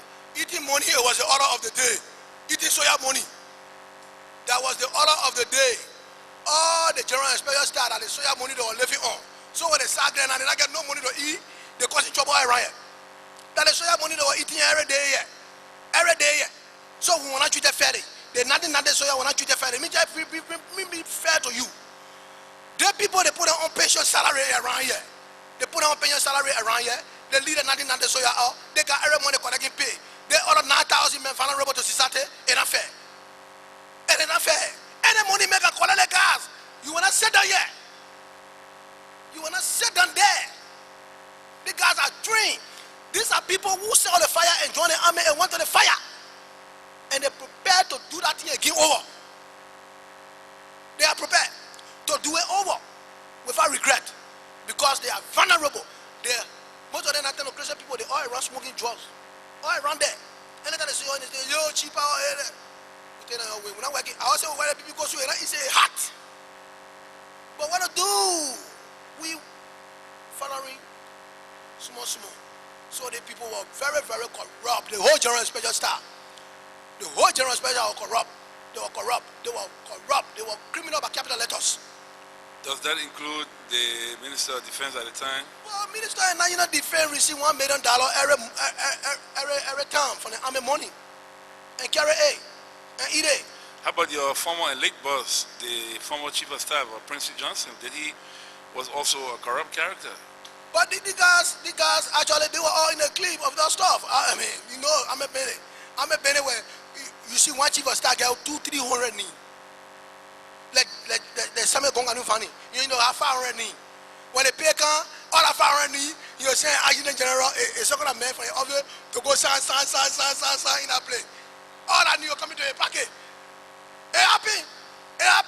My brother, it happen. Goes knee. We're playing in the army when they saw me die, they can't drop a knee. They will bring another man put in there and say, I'm a brother. And that brother, that different knee, put it on. The other knee. So a minute I'm trying to go up to even more than 50,000. So are you saying that the strength on which payment was made to like about 15,000 was not the actual strength? There were a lot of ghost names in those? The ghost names were plenty. Actually, the 1990 soldier who came from who went to the battle. Did you have any ghost names on your part of payroll? On my payroll? Yeah. On my payroll. I don't have payroll. Oh, you didn't have a payroll? I don't have a payroll. Where I command, the last place I command now, John Security Fund, they sent me to 72nd as commandant. My last ring, I hope, because Ghana Chair refused to give me the 4-corner ring. And Lieutenant Colonel ring they give me.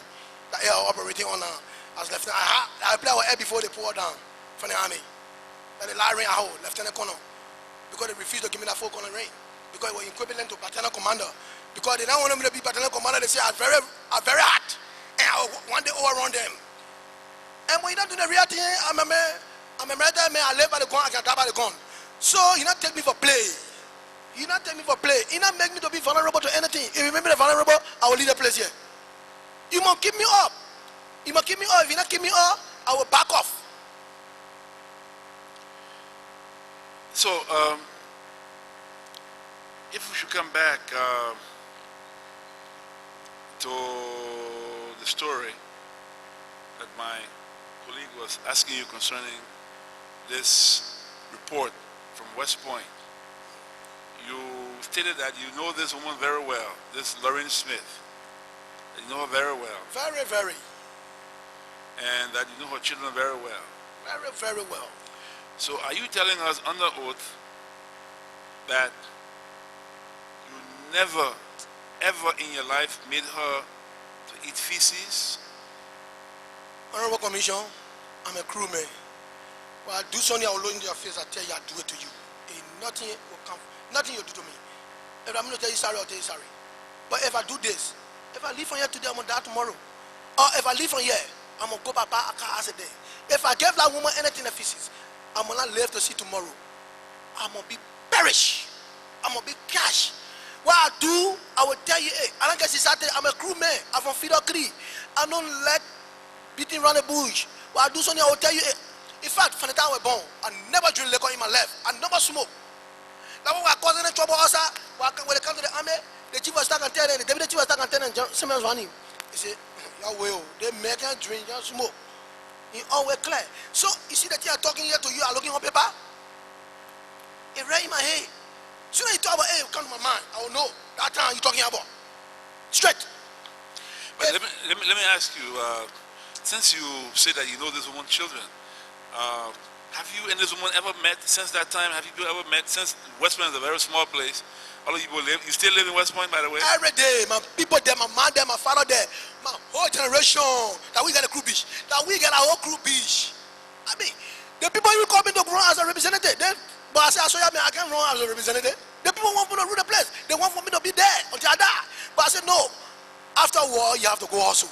On my hustle. I can't be politician because the kind of military training I get in me, it took me around. I got to get vest. I can't be politician. So I can't be politician. You know, but I be politician, I will join the faith fight with people. I don't ever eat. But that a military thing I can understand very much. I went to Westminster restaurant in Ring. I saw the woman the other day. When she came here, she testified one day. I stand and sympathy to her. 2 children died instantly. When she came from here. Or 2 big children like me, they died instantly. Let me just tell you now. Omoko died and Lawrence Subet, Sapa died. They died instantly. Just go ask her now, will you see her tomorrow? Or call her, ask her your children died. She'll tell you yes. They just died. Those, they say sickness or something. They just died instantly. Or 2 children. And when was that, you said? Just 1 month, 2 months ago. The 2 children died. The children died. Just call West Point now, ask somebody there, they will tell you. Now, go there, or 2 children died. My crowd, my friend, Omoko, he died. Instantly. The daughter, big daughter, about 22 years of age. Because we all came up together. We live in the same community. You know that offer can be taken here. It's not play thing. When you come here, you lie, something will happen to you. It not happen to yourself, it will happen to somebody. Well, I tell you, last year today, I leave from here today. You go, you see me on the street, my brother. You see me, I want me, I can walk with nobody. If I commit a crime in a city, I will walk around Monrovia street the days, and I control half of the city. In a combat, I will walk the days. But one of the men are free around here, I can go anywhere. Nobody are afraid of, nobody. I go anywhere, anytime, any minute. The only letting I was having a problem, wow, now you know people moving around because the other time I went to jail, the government jailed me and all that stuff. So, but now, the government myself, we are best friends. We are good all friends. The president talked to me 6 different times. We talk on the round table. So, I congratulate her because she gave me clearance and other things. So, I'm free, I'm moving around. So, my brother, I will not be afraid of anybody. I go to my township every day. I play my mom and my pa. I can go see them, carry small food for them if I have. I go to one side, my friend help me with small thing. I go there with small thing. You see, that's how the thing works. But in war, you can be bad, then tomorrow you hire yourself. Like, let me give you a typical example. Like what happened to Mayor Mo. One Mayor Mo, he was a MP, he was a chief of operation for MP. Our master sergeant at that time. I arrested a Unthinkable for opium. You know what he did to me? That man used a major position on me at the time and go for me in my own community. I arrested the Unthinkable, begging me to give me 5,000. I said, I agree. I want 25,000. Follow opium, follow Kino. I arrested him. The man begging me, the mayor go call him in King. You know what he did to me? The soldiers shoot me down. Rest me down. Disgrace me in my community. Carry me and put me to jail. My battalion commander one day and free me. I keep that grudge against him. With the person walking. Who I saw coming? Major Mo with baby on a bag, with low on a head. He saw me, move your face, I call you, I said, Mayor Mo. You know, yeah, I go to him, I say, you're going to Nana income. Mayor Mo, I say, Chico, hey, my son, I'm you. He think about when dead. He think about when dead to me. Straight. He made base on himself. And what did you do to him? I gave him 500 United States and he will NBR now. Bureau investigation, go there, ask him. I gave him 500 and I told him to go across the bridge. Bureau of Immigration. I said Bureau. And what is the name? In NSA. NBI? Yeah, NBI. Where Kono Zuba. He where Kono Zuba there. Now I play Kono Zuba working. Go there now. I think I said stop behind the no Kono Mo. You can see the man in the tire. The man around here. You go. You see him. Just 4 days ago I saw him. After the war, the man came back to West Point. Right to LC game. I said, my man, the thing happened to what happened, I did not forget about it. I said, Papa, I finished with that thing. Well, I have that thing, man will shoot you right here down. I will shoot you and no question. I'll come here today and I'll tell them, yeah, shoot him. Because he didn't want to me. But I don't do that. I don't do that. In a war time, let me tell you, somebody told me something. In war, that's how you make friends. After war, you enjoy yourself. Today, while I went stranded, when the people looted my money in that place, they stole my money from me, or not having nothing. They let money, put money together and give it to me. With the full of people. Put money together and give it to me. We live on your channel. Most of them are listening. They say, I feel I'm going to come from my left thing. I will go there. Because I'm free. Man. I'm free man. I want to try to say this to all of us in the community and all of you for coming up to follow my common example. Not to say you shoot anyone, all people didn't see you want reward. I said this for people to follow my common example. That tomorrow when any uprising come in the country, stand by your people. The people call me. The people call me to be represented in the community. I I say, me, I what I kind of thing. I what I kind of follow job. I mean, so yeah, man. When the government really for me anytime say, my power want you to do so, I will go there and help them. Now, while you were in the military, well,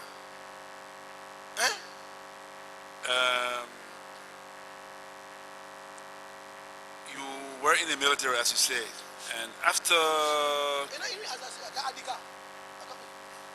No, I'm not doubting you. Oh. I'm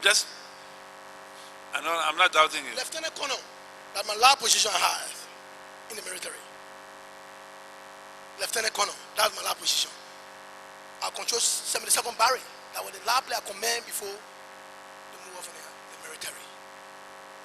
And when were you removed? 2005, I think so. 2005. 2005? Yeah. So, you have any idea of who were those involved in the killing of Major John McCoffrey at the Mama Point Hotel, the American soldier that was killed? You have any idea? Did you pick up anything? Well, I'm one of the men working on that thing, trying to get the guys, but I can't tell you now the name, and the other things are working on a lot of stuff here to see how Bill can get that guy. But it's a big political gameplay here, and I choose not to talk here now. It says a big political game. Yes, I choose not to talk here now. You know the American to the Army Poor team, Benny? Please, you say? You know the American for the Army Poor Sonny, Benny? The American for the murder, one to the embassy, to the place, the embassy in the Muta there? Yes, at Mama Point Hotel. It was being about something, big hand inside. Big hands. Big hand. Tell us one big hand. No, I cannot say. That's why I say I choose not to say nothing now. Can you tell us this in camera? Precise. Okay. Thank you very much. Thank you very much again. Thank you.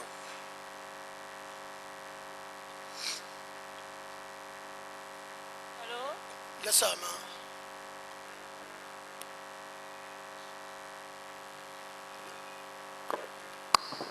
I'm Commissioner Pearl Brown Bull.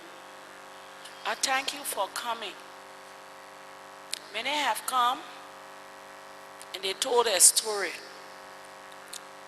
Because they loved themselves so much, they didn't see the guilt in themselves. They could find what everybody else did. I'm not here to praise you because it's not a time. When we finish hearing everything, whatever you say here today will render the decision. Okay. But really, this is the period for truth-telling, justice, and reconciliation. You've given us many ideas, and you call many names. You call names of people who hire. And those the names, those the people we feel should come. Because the names of some of these people, we've heard their names. I have oversight for Mankibi County. And in Mankibi, a lady came there and called Giant Chair name. And it was then that I said Giant Chair can't defend himself. His bodyguard was killed. She said she wanted to sit face to face. The morning you came, you called Giant Chair name. And it looked like you said got a problem with Giant Chair and he got a problem with you. And the object of the TRC, the people to come face to face.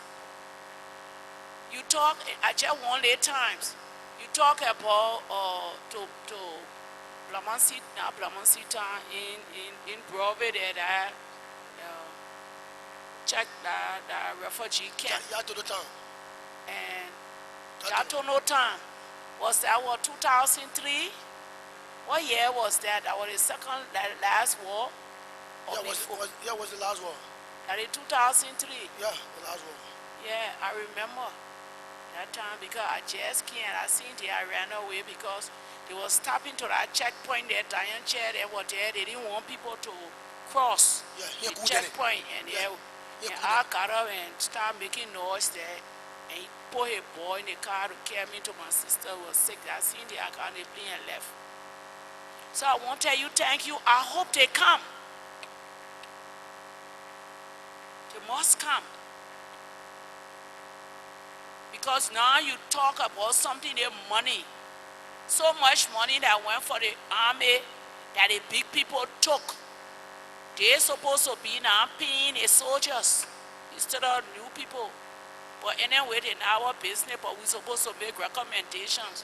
And in our recommendation, we talk about that. Thank you. What are you doing now? What are you doing now? Well, If you don't have to answer, if it, yes, we'll do that in camera. we ask those questions we ask in camera, but you know what? 1996, this April 6th war that you talk about. I want you to go back to it. You talk about that lady who picked up grenades, had a lot of grenades, and they said they were crazy. If you cannot tell us this in public, we can also go that in camera too. But there were times, are you aware, there were times that certain people did not have ammunition. And some people said, ECOWAS get ammunition, they bought ammunition from certain areas. And also, are you aware that people were in a helicopter dropping ammunition down the beaches? Because when you said that, it reminded me really that it's possible that the lady was just there picking up those things from the beach. Because there is incidents where people who took the helicopter knew that they had to bend down to Freetown, and the helicopter carried people and came back with ammunition. Are you aware of that, April 6th? Because, you know, we got to find responsibility. We don't make guns. We don't make bombs. And people want to, we found out here a certain time, we still looking for the truth. Some people came and say people lying themselves, say they killed, they did this thing here. Probably what they ordered, they did, but now this thing here. So this one, are you aware that some of these things were dropped from the sky? Maybe when the Dudu or Pupu or Manon came down, are you aware, or you want to talk that in camera, because you're very knowledgeable? No, actually, I cannot say that in camera. I can talk it right now. Talk it. Why I weather the 72 Organized Battalion, who is a Nigerian contingent, for defying weapons and early arrow rockets to all fashion war fighting. We're giving some weapon to the barrack, we're giving some weapon to Taylor. And one point of time, I can remember I won the sound for 50 arms at the ECOWAS Scar base with 3 GMG. I was sent there by the Army Chief of Staff. Who was then the Army Chief of Staff? That was Dumuya. I can remember that time. Then MOA 27 personally issued me weapons, issued me ammunition, but I went out of ammunition. I can remember that. Who they call MOA 27? That the MOA number. That MOA number is a cover or something. We're bringing anything, anybody inside you can know. And certain point of time, they brought some top guys from the Elizabeth Johnson Inn, passed with them to my control area, carried them to the Scar base to negotiate some for weapon and ammunition. And they got it. And they passed back to my control area. Because our own message, I don't want to involve myself in attacking them. But you know what happened? They did that thing once upon a time. Fighting went and disrupted between the police, RRU, that time, right around Duke down the hill there, after Greystone down the hill. When that fighting disrupted, one Umesoya was shot and killed by the guards. And about 13 police officers were killed. But the commander there was Dodomak. I think in the States now, he's a police officer calling Dodomak. You know, we were engaging the guards, they can't tell us they want to deploy. They are police people, they respond for law and order. You know, so I should get my men back to Wallace West Point. So I said, okay. I brought my men back. After 45 minutes, I see him running. All a man died. He ran back to me and said, oh, my people didn't die. I said, the people fighting what they think are small poor. They crowd born and know how to fight. They are trained AFL soldiers looking at so. Not because they join fashion. All the guys are very trained. They know the couple and concealment. They know how to get in the form leading position. So they are trained people. They carry guys. So don't mark into me. I want to repair that attack. And I push the guys in as far as 1 month. Way down there. 1 month. The down month. All the way there. I push them there like they are stabbed. And that very day too, I lose one of the general from the NPFL when you're fighting alongside with me too. He called him General Kofi. I bury him across the water there too. So these are the things I know of. And let me come to one point again. Paul Moluba. Because we just talk about child to the time my mom wanted that just not coming. Paul Moluba, Daniel Chie, and one more person. Paul Moluba. Paul Moluba, no. Paul Moluba, Daniel Chie, and who that is. They went to the camp and recruited the displaced people forcibly to fight. They went to Chad Tala camp and recruited displaced people forcibly to fight. To fight. Forcibly to fight. Yes, I know that. Yes. I get that information too. Thank you very much. And for the future, because how do you feel? You know, the people were looting people things. And they call it that what we call it Gobacha. Right on the road, you see your things, and people were selling people own things that they looted. Do you think that was proper for that the government could have stopped it, or there was no way that was the order of the day? You know, you remember born in coming by they almost still got the area there now. John Street? Going across the bridge. Oh, buy your own thing. People looted things. You buy your own thing. Yeah, you buy your own things. Do you think that was good? Well, it was not proper. It was not proper because the government on the ground the government of that day doesn't have control and command at the time over anything. Doesn't. You see, the government was developed. Why you get Joe Bole and Osto Jaikuya on the other side? We're not taking instruction from Charles Taylor, Allied European and Tamatero, Chief Tamatero. But Charles Taylor get orders and say, "Man, move from here, man. We're all kinds of men."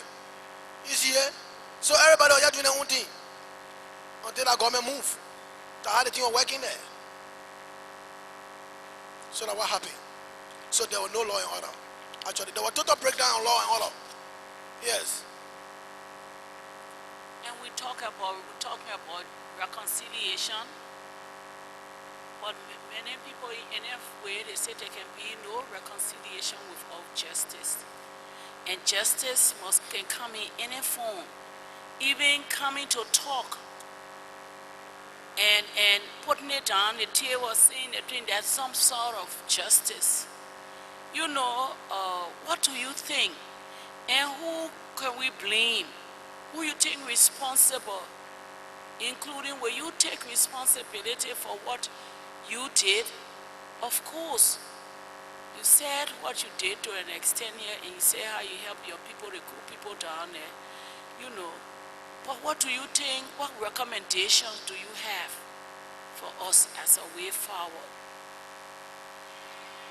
Well, the only recommendation I have, first of all, more things, people will not be talking about prosecuting people, and a lot of people will not come here.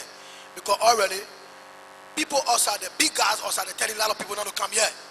So I was trying to work with the commission in a way we can formulate a plan to do certain things. Because they are keeping the guys on some impression that the guys come here, they will be humanized, demonized.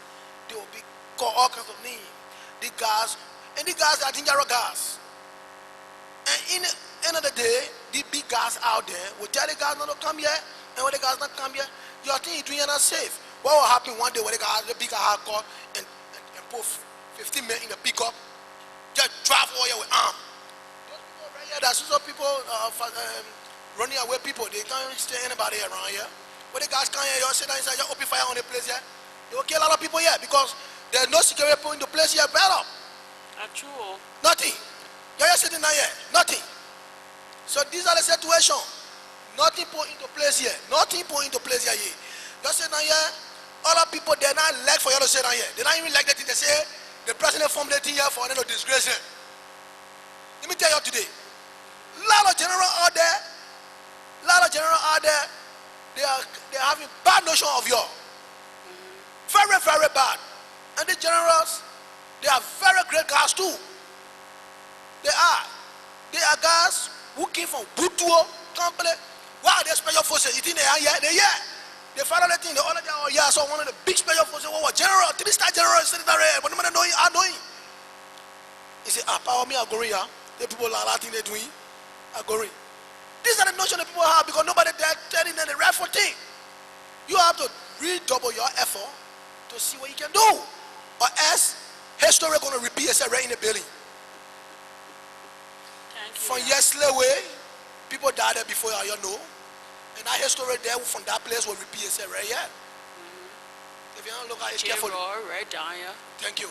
That what you carry road, kill him right down there. Very good. So these are the things I can tell you people. But we need a way forward because we all Liberians and the president didn't put us there. We got our letter of appointment from Judy Bryan October 2005. The only thing they waited when she got there to just give us a commission, but she didn't even approve for us. It was so good, sir, that Judy Bryan was not there before you sit down. Then the whole thing could have been disrupted. It was good. It was very, very good. But still, they're trying to find a way to do that. Yeah. But you people have to work it up in a very good manner. If you don't do it, I don't know. You all say power to yesterday. Yeah. Yes. Because we also there, we relate. You know one funny thing I know? All generals from different places relate to each other. Yes. You know, the guys actually may be from where they are vulnerable. Not because of my own way, because it's not easy. It's hard. Me, I got 11 children, let me just tell you. All the things here caused by plenty war, girlfriend, all kind of things. Somebody say I get child for you. I say no. And I know all the people resemble me. So that my children. Easy, the other thing work. But I tell you, the guys out there, they are vulnerable. People just giving us more money, food them every day. Say cause trouble. Because they want to back their money they get up. They want to back certain money they get. And before backing their money, they will cause some kind of insecurity for the Liberian people here one day. While people will come, then history will repeat itself right inside here. I tell you, well, I see you sitting there very day, I stood outside that video whole era. I say, yeah. Our forefathers. That's a problem sitting right here. Look at all unmarried women and you see them eating, sitting down, talking, Yeah, you're supposed to get y'all know. a company SARS. A company Nigerian soil SARS here. A company SARS right here. Right here. You know, to do reconciliation, that's one thing, and that's one thing. That's one thing, it's a big hell of a job you're doing here. Their job is not a small job. A lot of people don't want to even come here because people are telling them a lot of lies. Lies, thing. Look, like today, when they get the information that, and who tell them that we're coming to TRC, most of them call me, my man, power, you going to that place there? I said, I'll go there. I will go there. My man, people, and I ain't going to that place, that people that didn't know, but one day they will know. You know what, blind message will join you. When they run out your phone, right in your hand. So I'm a little advice. I gotta get you. Thank you very much. Thank you. Into the wise is sufficient. Thank you.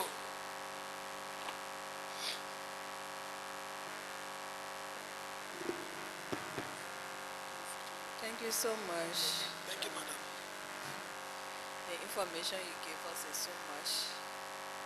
And we just want to say thank you for coming forward to say the truth of what you know, your own truth. Yeah. Because number one, you clear your side as to your role in the war, and also clear your mind that you can live a peaceful life. Like you said, when you want to live, you go do your baking thing, get your small something, feed your people, and that's it. Yeah. And, you know, because you don't look behind you to see whether somebody following you or not. And so this process gives people the opportunity to come and see the truth and clear their side of their role they play in the war. And so we say thank you. I have few questions I want to ask. And one of them surrounds your relationship with Oscar Jaikwe, who you said ordered your arrest. And you said he ordered your arrest for certain things that took place. Yeah. Can we know those certain things that took place? Very good. Oscar Jaikwe have a kino in West Point. He had what? Kino, Fanti Kino. Oh, okay, a fishing canoe. They kino want to send out collect soldiers from there. FPC soldier brought them in the barrel, put them down with ammunition to the April War. And I have my information person there will give me the information. You know, all the kino, no kino can park here beside you park West Point. So when the kino come there, I arrested all the Ghanaians on the kino. And interrogated and they say, Chief, the purpose of. So we bring, so I said, okay, who get the kino, they call you need. I ordered the soldier to put fire on the kino. I took the machine. I took the machine and I saw the machine. I saw it. I put fire on the kino, I point the net, I took the machine, I saw the machine. So after the war, he calls on Ekomo Soya to come and arrest me. I put a heavy resistance. Be a lot of grammar for on there. Other Ekomo to come in. They get out of Vatan. We talk. So the BB charge to come in. So the BB Unimopo to come in. You want to cause no trouble. If you come and say that trouble you want to bring. So you start arresting the mayor. So that I okay, so happy. But enough forgot about another day. The following day they arrested my woman and they carried her to the police station. They keep her there 1 week. She was a Sierra Leone woman. But Sierra Leone people too, Sierra Leone soldiers too went there for release. They were not easy there to another grandma break out to the central police station there. Yeah. So all kind of thing happened. So what happened to the LPC people that he grabbed at the barracks? He put in there to fight there? Yeah, they fought the reinforcement. The enforcement. Okay. Yeah, the enforcement. Okay. Okay, then my second question is, when did you become actively involved with Charles Taylor? Was it before he came to Monrovia as a president, or was it during his time as one of the chairmen? No, when they shoot me, when they open fire on me in Yucatan. Pardon me? When they open fire on me in Yucatan. Yes. When Mankulo got tuned up with the bullet mics. And he ordered the chief of staff to carry me in the mansion. That was what year? That was in Nandes. So when he just took over. As president? Yeah, president. Or as... He was president now. Oh, okay. So that was 1996? 1997. 1997. Yeah. The next one is, you talk about being close to Benjamin Yete. Yes. Okay. Yes. And your stay in this war was from the very beginning, 1990, with the AFL. Yeah. And then you graduated to be part of the war up to the time Charles Taylor left from here. Yeah. And then you were assigned where around the 2003, 2004, 2005. You were assigned with Charles Taylor or you were assigned with Benjamin Yete? No, I went for the special operation 2000. Pardon me? I went for the special operation in Lofa 2000. And while Claire Vojima came back to City. So you were here? Yeah, after I went to Ivory Coast. When I came back, I went back there again. Let me give you one fine information again. About Francis Masakwe. One day we were having a meeting in Vojima. One day we were in a round table meeting. Francis Masakwe, as an information, I know he was sport director or some kind of minister of some kind of thing. He was sport. He was controlling the Lofa Defense Force. So we captured Lofa, but there's a fighting was still in the Wologisi Mountain area. In a small fighting. So we captured that Lofa area. We called a meeting, an emergency meeting. Who called a meeting was Benjamin Yete. We all sat down. Lofa Defense Force people, all the generals, we sat down. Everybody was there. Play a part. One guy they called Superman. He for 7 to you there. in one of the field commander, play a part. So, we're going to a meeting, sir.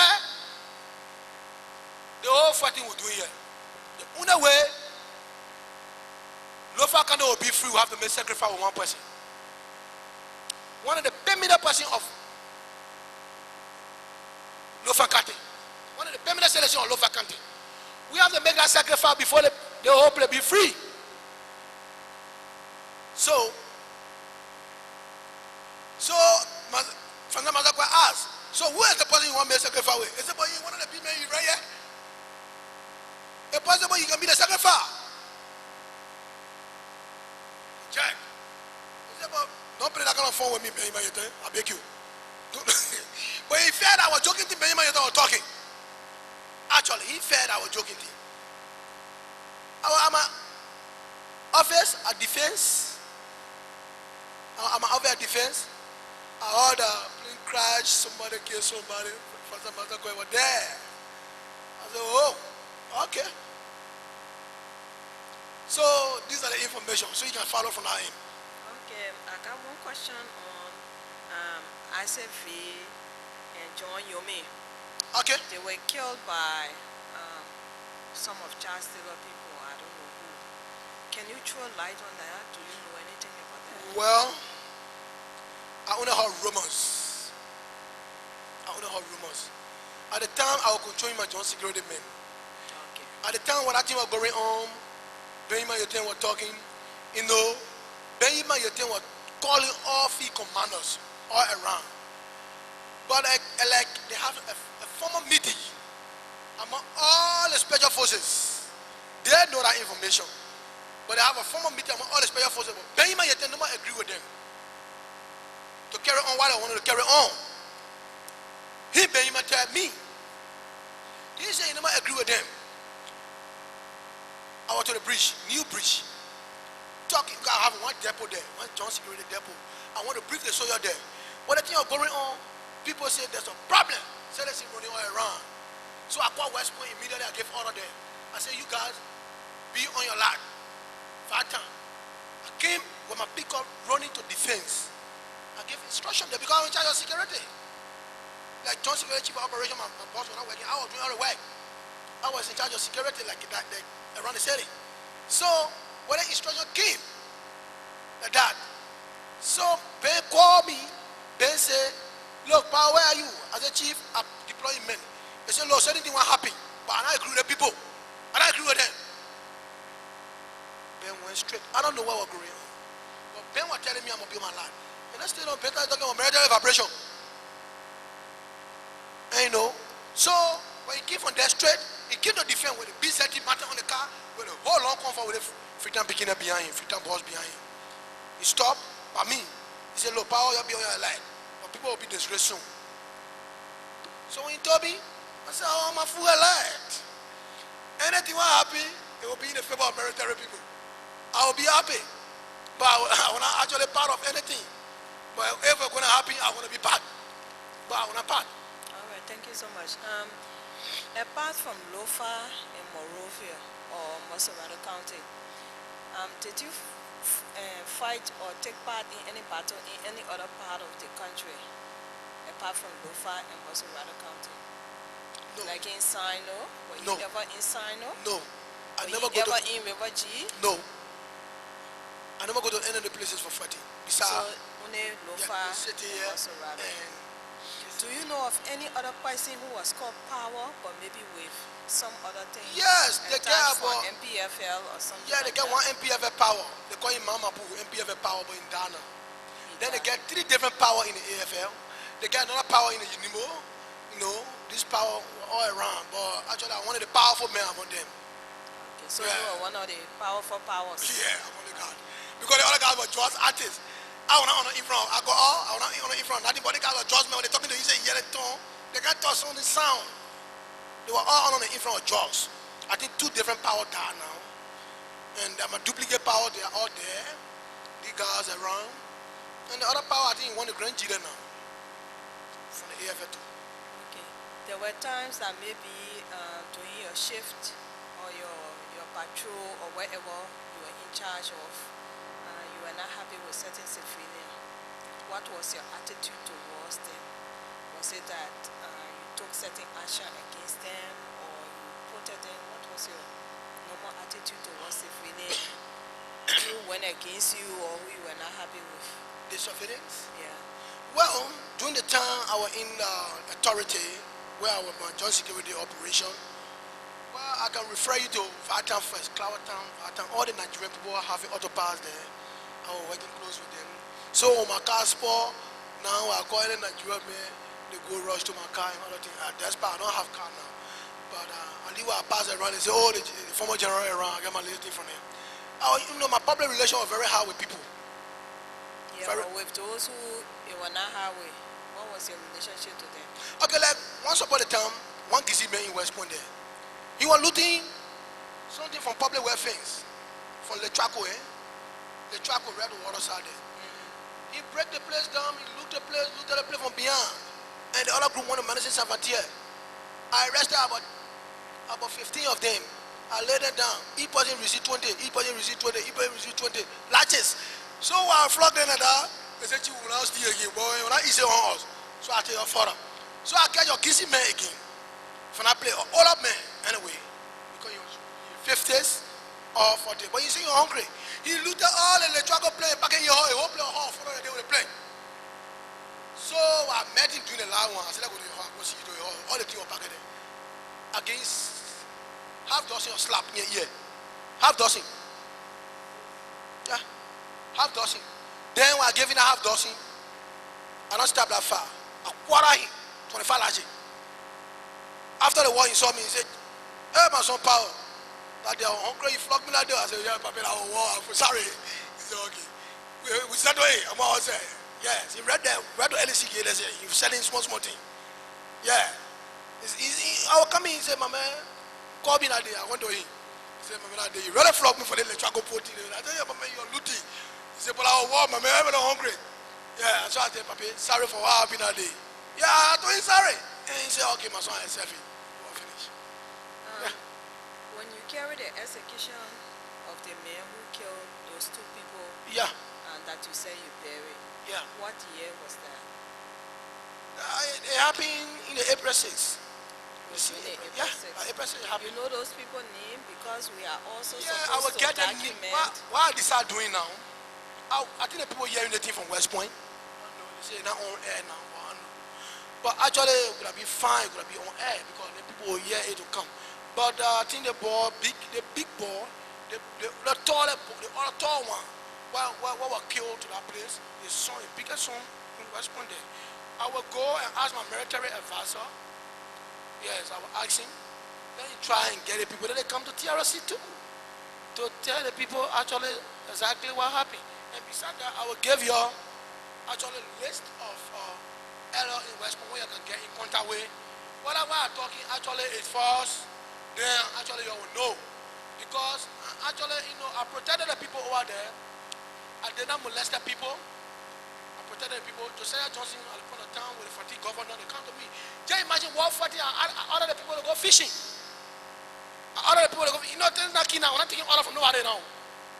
Yeah, because the thing I was doing was controlling now. Why people will carry people to Zuntiri police station, then other people free the people. Other people will catch people, over there they go and kill them. So I was sitting down now, I'm not taking order from the people. I was just doing my thing now, with the concern of my own people.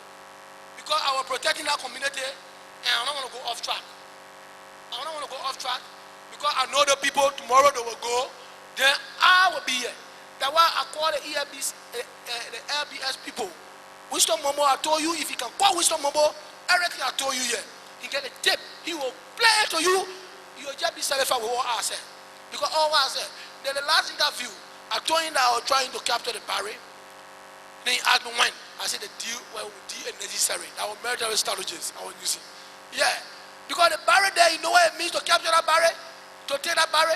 You know how many persons were going to die there? How many millions of people are in that Barry seeking rescue? Like that West Point, I was looking at, I want to come from West Point.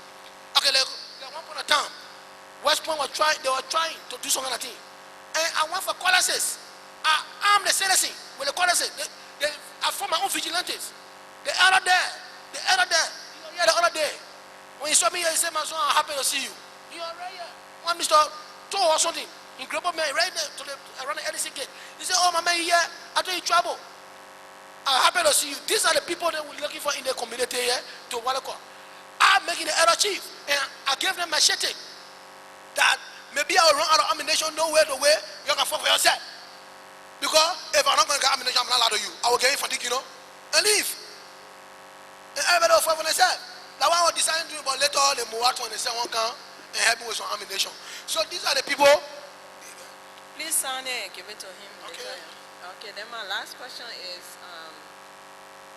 did you at any time recruit people to fight alongside with you? No. I did not recruit people, but I call for vigilante forces. So you hire your own vigilante? Yes, to protect the community as well. Just in case, because I can be all over, just in case of any infiltration, to actually tell the people, to tell me something. So you never force anybody? No! Nobody, but the people will him out because they want to protect their own community too. And they tell me and after the war, that while the people came all, they demonstrate their commitment to me by calling me. They call me right to LC gate there, they call me. And they give me enough of money, but all my money I was frustrated by the people taking it away from me. Yes. So I think the commission will have to help me with small thing. I think. Yes. Okay. I mean, I'm telling you. Mr. Witness, thank you so much. Okay, thank you, Mama. And like I said, you gave us so much information. We want to thank you for that. And we hope that any other time we need you, you'll be there that we can call upon you. Thank you so much.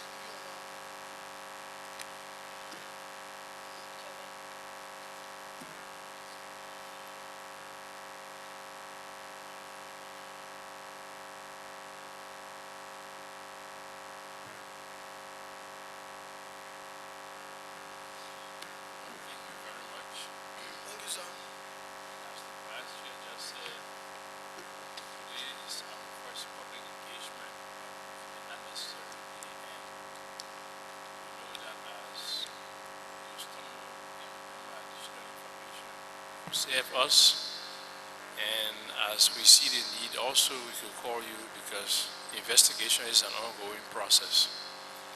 So we thank you very much for honoring our invitation and coming to provide as much information you have given. Just one last thing I'd like to inquire into. What role did religion and our traditional leaders play in all of this? Was there a chaplain in the army to pray for the forces before they go out on the field? Was there an imam? Was there protection traditionally provided by, for soldiers or fighters who were venturing on the war from anything like that you can say? Okay, thank you, sir.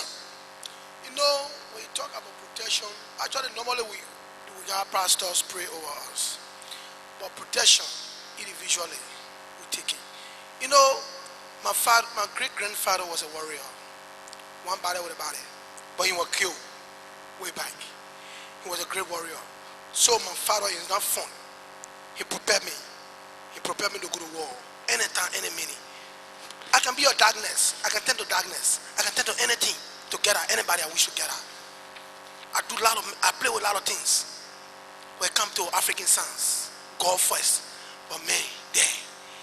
Yeah, I play with all kind of things. To see me standing here today after the kind of war we fought, I play with plenty things. Which of course, if I appear to anybody at the time in my guerrilla movement, you can't make it. But after I got myself involved in those things where I came out of that base on all type of things I want you, then my people actually protect me. If I open my body to you here, you will be afraid that this guy is already small zoo, but I am not zoo, I'm a crewman. We are from Fido Cree, from the greater mountain. Our people carry on that war, what I crew war. My great-grand people were part of that thing, and they were great people in that thing. And I'm a great warrior sitting before you here. And when it happened, I can repeat that again, what I did before. Yes. And the satisfaction are good. Actually, let me be frank with people. if 3 men are certified, it's not correct. It's a problem to the society. Yes. So these are the things people involved. But personally, for me, I involve in those things. What you just asked me. Yes, to protect myself. Thank you very much. Thank you, sir. And then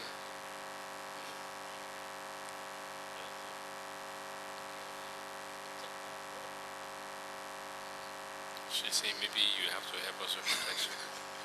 My father, yeah, we can see you sometime. Is there any last word you have for the TRLC and people of Liberia before you leave? So the question finished or what? Yes. But Papa asked me you. Okay. No sir, the Papa talking about. I said Papa, my father asked me you. Okay.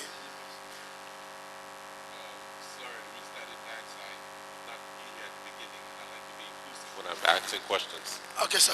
Thank you, sir. Well, my last information I get to give you people, we have a lot of security threat in this country. A lot of security threat. We have a lot of security threat in this country. Loud. You know, people, big guys out there feel that they have money. They want to reverse the government into another anarchy. So the government too have to be responsible and very smart in dealing with the situation. First of all, the government should get the youth under control. My first recommendation. The government should have the youth under control.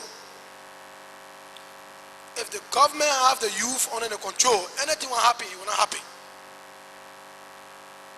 Anything. Anybody can be in any kind of a place. Say they want to cause any problem. When the youth under the government control, if the guys are very certified, well taken care of, there will be no problem.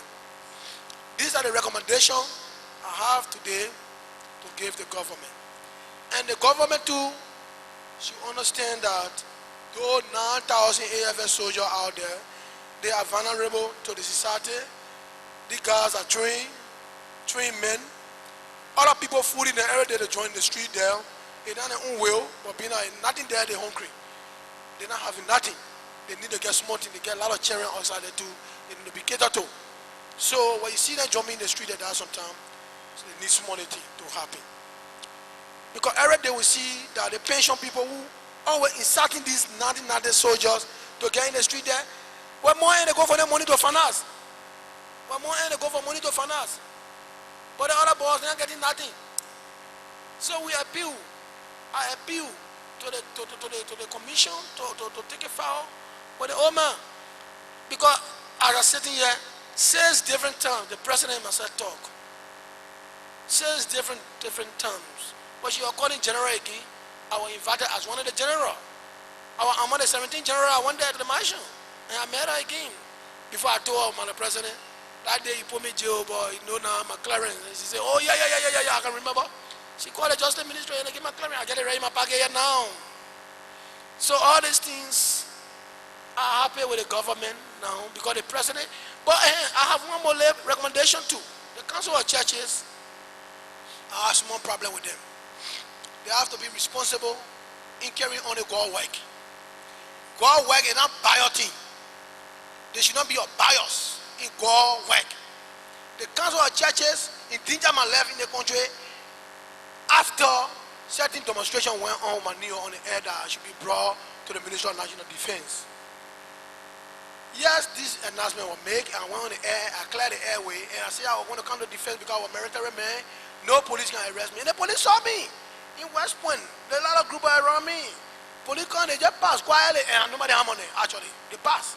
But the Council of Church called me on the who gave my number to them. I said, in West Point, they came with 13 cars. And they came to me, they pray over me right to LEC gate. Pray over me. Say, yeah. You know, you're a great man. But we will settle the case between the government and you. Only for the Council of Church to bring me and tell me what the government put me in jail. I got a serious problem with them. Very serious. I'm not allowed to y'all. I will pick up that issue with them if a big man in the country maybe one day. It's a serious thing. I tell the Kenya to tell me sorry now, I will tell them sorry. But I got a problem with them. So, my next recommendation for everything, my participation in the war, anything I have done, or anything any of my men will be me do to anybody, to affect them one way or another, I appeal to the people of Liberia. I tell them sorry. I tell them sorry. Anybody I hurt in any form, I beg them. I tell them sorry. That thing, what happened, and that thing will repeat itself again. Thank you. These are the recommendations I have, sir. Thank you very much. Since you raised the issue about your men, during the time of operation, were there complaints brought to you about your men? Is there anything some of your men did that you can remember or record for which you are apologizing on their behalf? You see, not per se that they have done something where I can recall and know about. Because West Point people can't have nothing. The people in West Point, they can't have nothing. If they're West Point people, yeah, anything. They'll run to me, go and tell me. Nothing was happening for me in West Point. I was warning people every day and there about the same thing in West Point. Because other people want to live in West Point. Other people want to live in West Point. They keep on New Town.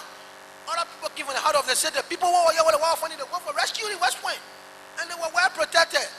How can one be fighting when people play football? See, you know that the people are well protected. Gunshot passing by the field, and they play football on the football field looking at them. They were well protected. Bros there. The sport director in West Point. In there. You're asking bros. In there. If I will let anybody raid my people, then they come here. Beside the lady were trying to say, actually, my brother, my honorable commissioners, that thing, no point of time. I can't drink liquor, no, they say I forget. From the time we're born, I never drink, I never smoke. From the time we're born, I can't drink, I can't smoke. I operate by well up. By well up. I operate by well up. Well up. Yes. I don't drink, I don't smoke from the time we're born. Ask anybody who know me, if you invite me, and at 10% alcohol inside, I can't drink it. Yes. You know, so all the things that went on, I know it very. You see me, I say, I know any paper. I was just talking directly from my head. Because what I participated in, that's what I was just telling you. And what I did, that's what I was just telling you. So any other thing I remember that any of my men outside that did, I will surely tell you it. I will not have nothing. I will surely tell you it. Okay, thank you very much. Thank you, sir. Okay. You may leave now. Thank you very much, sir. Thank you very And much. one more thing. All the former generals who will be listening to me outside there, myself, a former Major General Powell, because I promoted myself to two different kind of Major Doringo. Our 5th Brigadier General, later I promoted myself to Major General. And I did it on two different sonics. Two different sonics. Yes. On the 7th I did it, on the 14th I did it. And I promoted myself to the ring. Nobody, Liberian people don't know. Everybody was passing, I wanted the Chancellor General there. I wanted the Chancellor General there. They don't know me. People don't even know me. So now 1 year on Coloring, they say, oh, the General Power here. The other people come in and say, how the men small men they were powerful that. I said, but you know, when you get the voice of the people behind you, they need to be powerful. You think our wicked man was saying, they said, I will run away. So our friend and I in the bush, how did they say there? They can't come in the city here. But majority of them right here. People telling them not to come here. So I'm the radio not on. So I'm very embarrassed to see how best we will do it here. To tell them that they should come to TRC, to come to the TRC.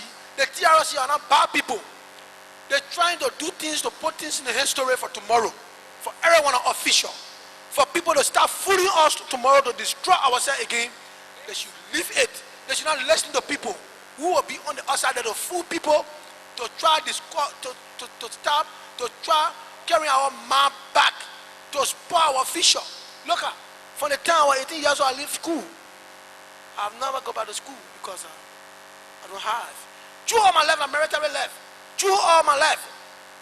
So, if you ask me anything here about military, I will tell you more. More. I would not like to go into hard politics. But military politics, I know it. Because through all my life, 16 to 17 years, military.